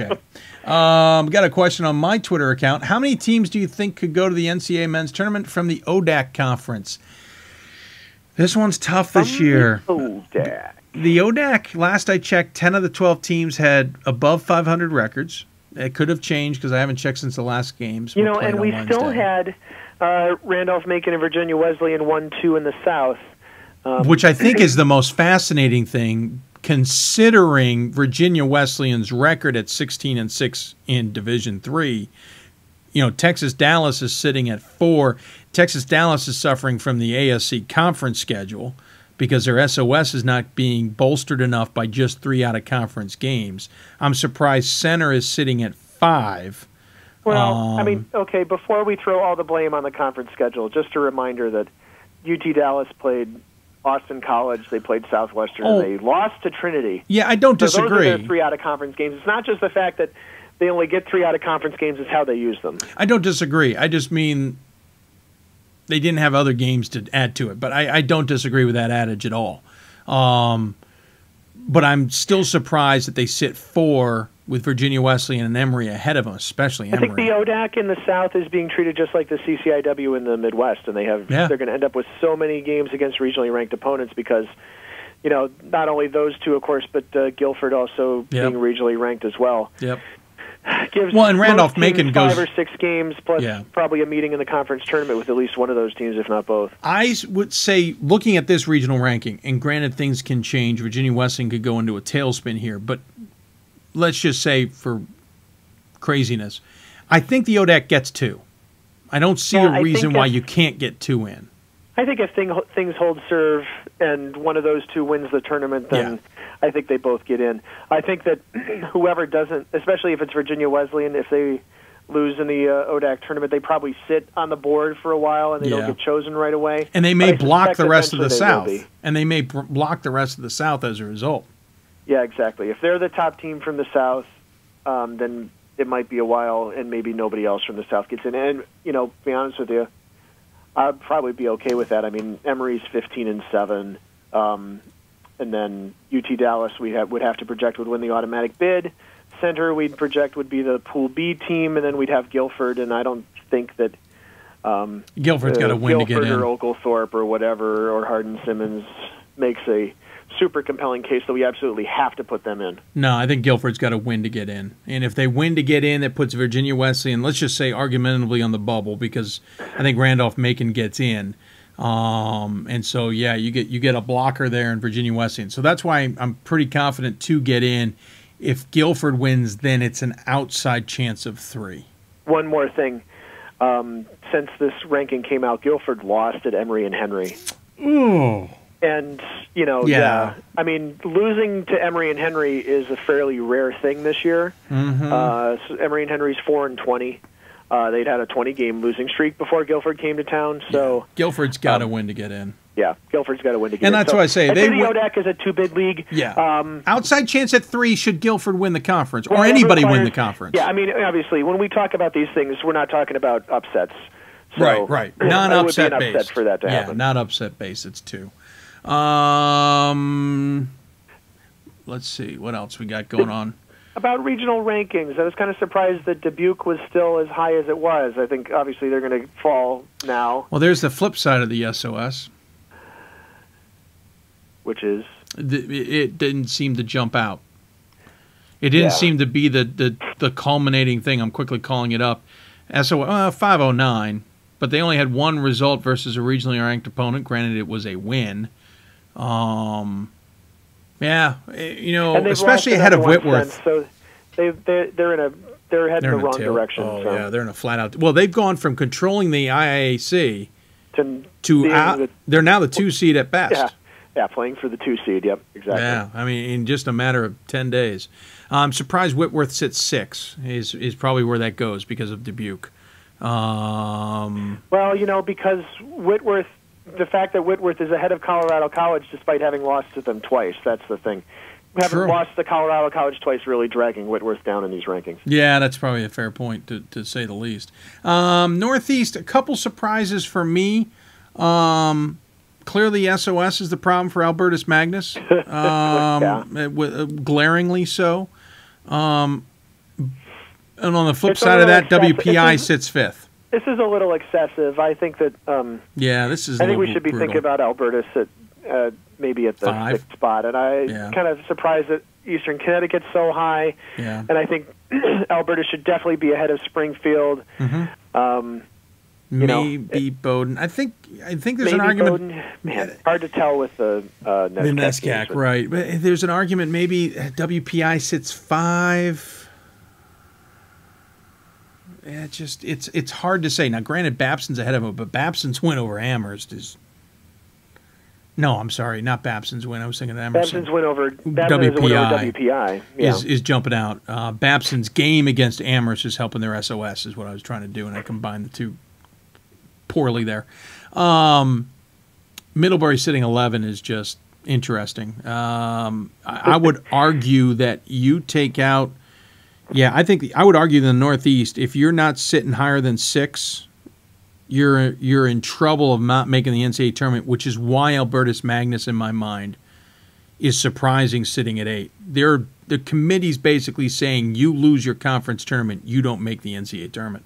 Well, maybe. So thinking about what considering how many here, teams are ahead of them, Amherst or Williams is going to get automatic.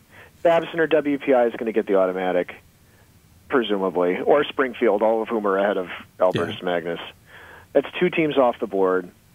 If Eastern Connecticut wins the automatic bid, that's 3 teams off the board. And so, you think about the number of at-large teams that traditionally come from the East. So we'd be talking about they'd have to take Williams. Yeah. And I suspect that'd be fairly soon in the early. That might be the automatic pick. Well, after Whitewater. Yeah, true. Or Stevens Point. So they take Williams. They take the other team from the new MAC. Babson, let's just argue. And then the question is... So now you got Bowdoin and Springfield. And I think a second at-large team from the NESCAC is a fairly good likelihood. It's happened in the past, which is fine. Often. I'm fine with that, but that still leaves I don't know about Springfield. Yeah, the third team from the new MAC. That might be a stretch. I don't know if. And so now AMC, and AMC's sitting behind the blocker. We're talking about Springfield. Yeah, we're talking about Springfield. Yeah, I'm saying that it'd be a blocker. I think Springfield would make it difficult. Yeah, at 6 losses. How do they compare against the 7 teams that would be on the board from the other regions? That's what would be concerning for Alberta. And arguably 7, really, because if they're in that board, they're sitting at 7 losses. Right, exactly, true. Mm-hmm. So, that's the one that jumps out at me. It's kind of interesting that SOS is taking such a strong influence there on Albertus Magnus. We see it also with Cabrini.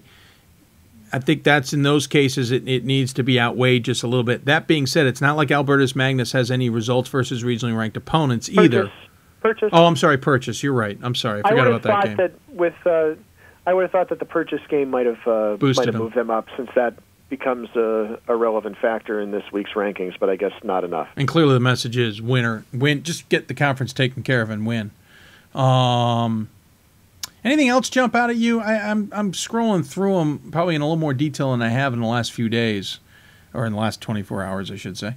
The East, or the Atlantic, to me looks like a 2-bid region, unless something shocks me about Rutgers, Newark, or William Patterson. I think Staten Island's got the same Albertus Magnus problem right now. Well, certainly the fact that they're behind two NJAC at-large teams makes it a question for Staten Island getting in. I would think that one of the NJAC at-large teams gets in, just because I don't think that we go through a whole 20 at-large bids and don't take the team on the board who's been on the board the whole time from the Atlantic. Probably a fair point. But now of course. We're going to say that and remind people that the NJAC has lost 9 consecutive NCAA tournament games. So, since they lost in the championship game in the 09 tournament. Yep, they have not won a conference or an NCAA tournament game since, and most of them to not so great teams, to non-power conferences. How about that? That's a better way of saying it. So, more tactful. But I still think 2 teams. That's probably still a 2-bid league, I would think, unless teams go crazy and knock each other off, but that conference tournament is starting, so we're running out of time for crazy regular season losses there. Could the SUNYAC seriously get 3 teams into the NCAA tournament? Well, I mean, the regional rankings are set up for them to be in a really good position for that to happen. Here's of course, think about now the scenario in real life rather than on paper. Brockport without John Ivey may not win the conference tournament. They make a better at-large picture than Plattsburgh or Geneseo does. Although Plattsburgh has played some pretty interesting teams from across the country, and their strength of schedules got to be pretty good out of that. Nonetheless, I think the SUNYAC certainly a 2-team right off the board. A second SUNYAC team would get in the first 6 or 7 picks, I would say. And so does that 3rd team get in? It kind of depends on who it is, I think. Probably true. Nothing really jumps out at me about the Great Lakes. Mid-Atlantic, we talked about the surprise, Scranton being 1, Cabrini being 2. Nothing else there, really, except maybe Stevenson sitting behind Messiah, only because Stevenson has 2 head-to-heads over Messiah. Granted, Messiah has less losses. I think their SOS is even or something. I don't have it in front of me. But what does surprise me is that Mary Washington is behind those guys. It makes it less likely, obviously, that the CAC is a 2-team league, and that doesn't seem to jive with the way the CAC has played out this year. No, Messiah with a 522 SOS, by the way. Mary Washington with a 535. Stevenson with a 534. So interesting. Stevenson's 5-3 with regionally ranked opponents with a 534. Messiah is 3-1 with a 522 and 2 head-to-head losses to Stevenson. A lot of that criteria, except for winning percentage, tells me to put Stevenson ahead of Messiah. Well, one of the things that we don't really get a very good look at, because it's kind of cumbersome for us to calculate, and the committee can just punch a couple keys and pull it up right away, is common opponents. Yeah, true. True. So we would have to go through and do a fairly manual process to figure out common that's a fair opponents point. between Messiah and Mary Washington, and maybe that's a factor. I always have to remind myself in the back of my head that the three that we look at real easily head to head, four record, strength of schedule, head to head, regionally ranked opponents. Yeah. Those aren't the be all and end all. No, there's about two one. or three more in there. Midwest, pretty straight up and down normal, except for, as we pointed the message to St. Norbert. We talked about Northeast, South, and the West. Nothing jumps out at me there. We talked about Dubuque. On the women's side, I think a lot of this is cut and dry. I don't see anything that maybe Whitewater sitting behind Carthage right now is the only thing. Well, it was the head-to-head game, remember? Oh, that's right. Yep, we saw were there. That was a slaughtering. And it was a fairly decisive head-to-head game, too. Wasn't close. Yeah. I think the Central is in the right order. Yeah. The East, I mean, NYU versus Vassar, we could have a discussion about, but I'm not sure that I'm not sure that makes a big difference in the way the tournament's going to shake out. The Great Lakes, I'm a little surprised. DePauw, Hope, Thomas More. I think that's the right order. By criteria to be I can't argue that actually. You talk about a who's who in the Great Lakes, by the way. DePauw, Hope, and St. Thomas. Thomas More, sorry. Top 5 in the country, all three of those, and they're sitting. I mean, just take those off the board right now. By the way, they're getting in the NCAA tournament no matter what happens. Well, it would be nice if they got to play in different places rather than all in the same section of the bracket. Wouldn't that be nice? You've got the chance because Thomas More can be in the eastern side. They can be in the south, sort of. Yeah, they can, south they or can east. Have Georgia teams or whatever. Yep. Hope you can keep where they are and have DePauw playing more of the Midwestern area. The disadvantage is I'd really rather see DePauw and WashU as far away as possible. Yeah. But you could, if Dave Martin and gang can figure it out, they could put those three at worst, maybe an Elite Eight matchup, maybe even a Final Four matchup if you do it right. One of those, I think eventually you're going to have them face off. I don't know if you can get all four to the Final Four. Do you think? I mean, there's an outside chance. We're going to figure out how we play Whitman into this, and figure out how we play Tufts into this. And WashU. Yeah, and Montclair. I don't know. It's that's tough. We would. You're going to have some incredible Sweet 16 Elite 8 games right now, the way things are shaping up, period.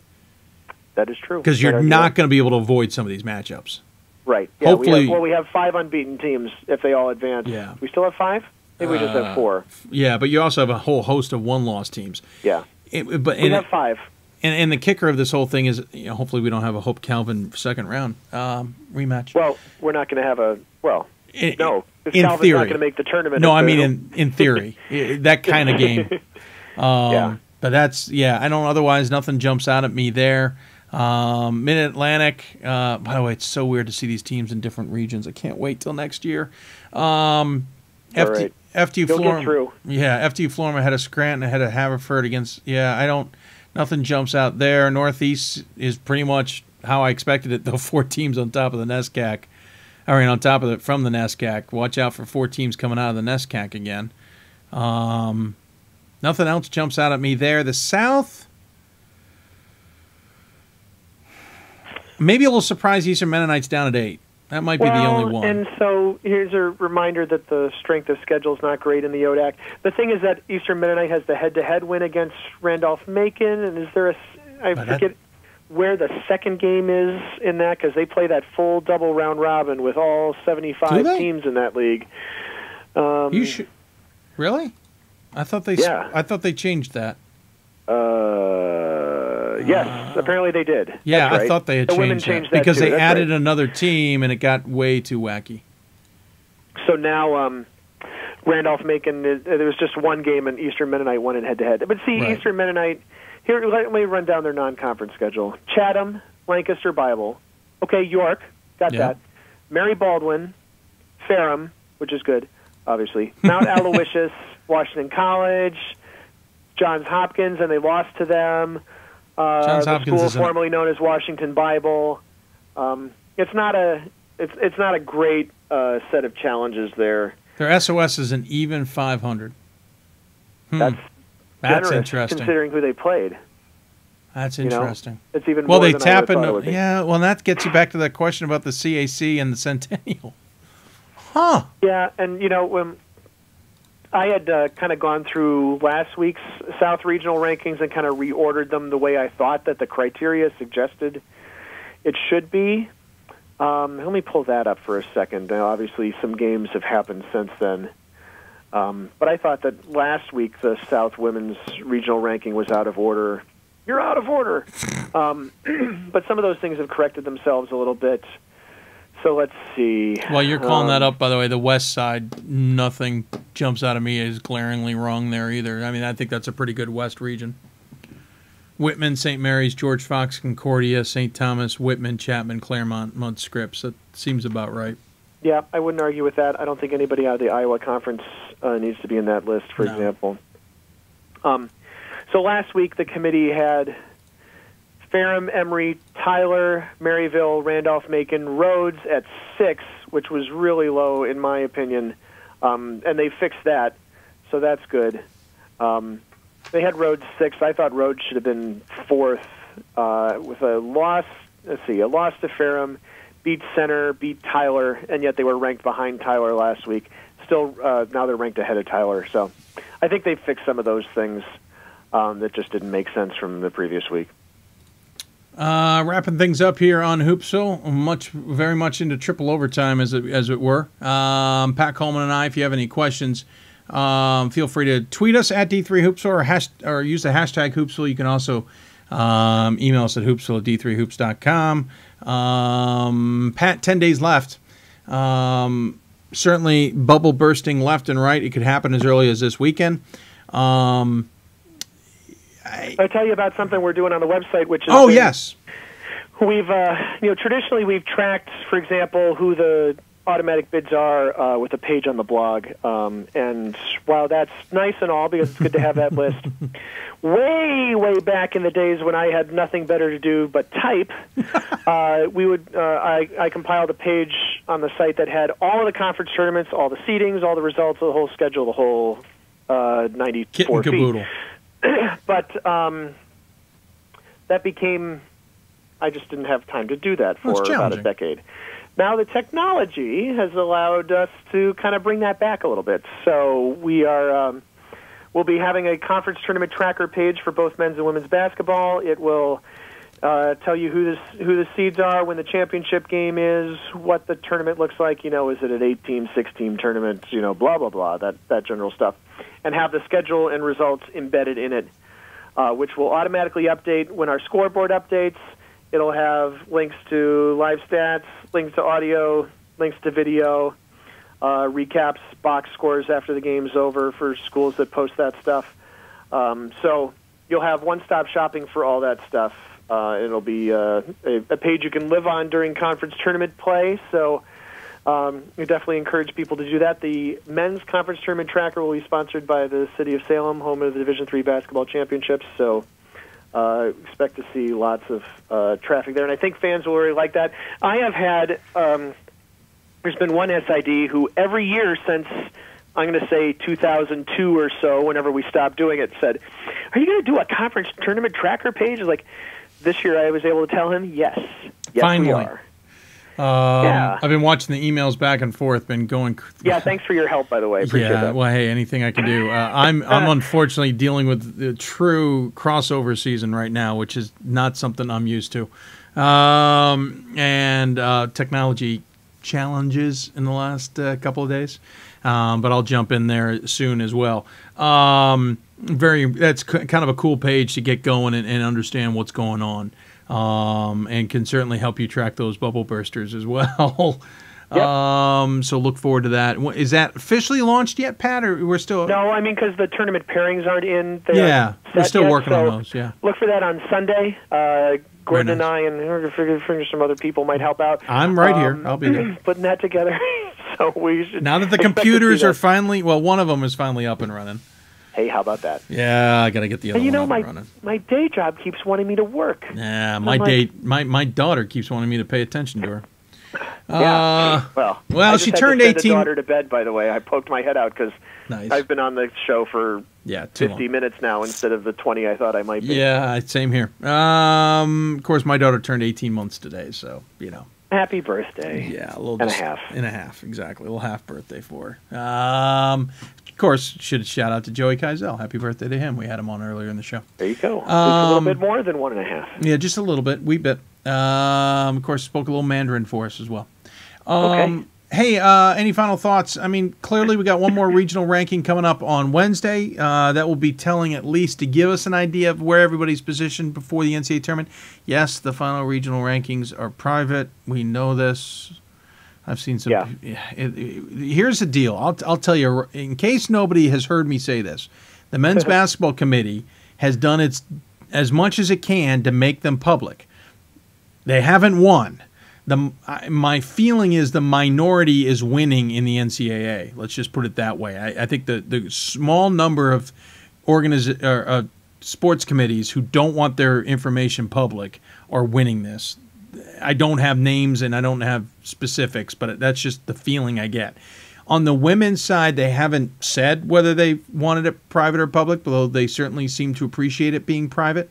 That may be changing now with Dave Martin in charge. He has been a proponent of it being public. It's not going to happen this year. This is a committee above everybody's expects committee, so the same one that doesn't want to change the math. Exactly. Yeah, because they don't want to look. Well, we're hopefully going to present something at least to the men's committee that they can take on up above. But I think the glaring number that we've seen on the blogs today, like the Scranton SOS number, is just it's mind blowing that it can be that wrong. So right, and it wasn't even the worst, right? There was one that was. I think there was one even worse than that. Scranton was just the one that jumped out at me because obviously it's the one that's influencing because we were already where they discussing are. Scranton's strength of schedule, yeah. Well, and it's influencing where they are in the regional rankings right now. Not that I think it directly affects them in Cabrini until maybe the second weekend, but at that point, Scranton's women would be in play, and if they keep winning, and so it wouldn't matter. By the way, should remind people NYU and Guilford are benefit from the math even more than that. NYU, come on, that's I think the only reason they're regionally ranked right now. Well, I mean they're also in the East, so yeah, we're not going to rank a fourth. We're not going to rank a fourth SUNYAC team, and we're not going to rank a third little Liberty League team. Yeah, that's a fair argument. By default, you get to go in there. And honestly, they're in a position they don't make the NCAA tournament unless they win anyway, and they're not going to win. So that's beside the point. What was I just thinking, though? A reminder to everybody that the men have priority in the first weekend this year. So a case like Whitewater, a case like Scranton, Amherst, thank you. Trying to think of others off the quick top of my head. If they are hosting WashU, if both have the ability to host, the men will have priority the first weekend. The women will have to go on the road the second weekend. Hope. Oh, yeah, Hope. That's true. Second weekend, women will have priority in this year. That gets flipped around next year. And I know we kind of say some of these things as shorthand because we've known them for 5, 6, 7 years or longer. But what this means is that if you have both a men's team and a women's team who would be qualified to host because of where they stand in the seeding.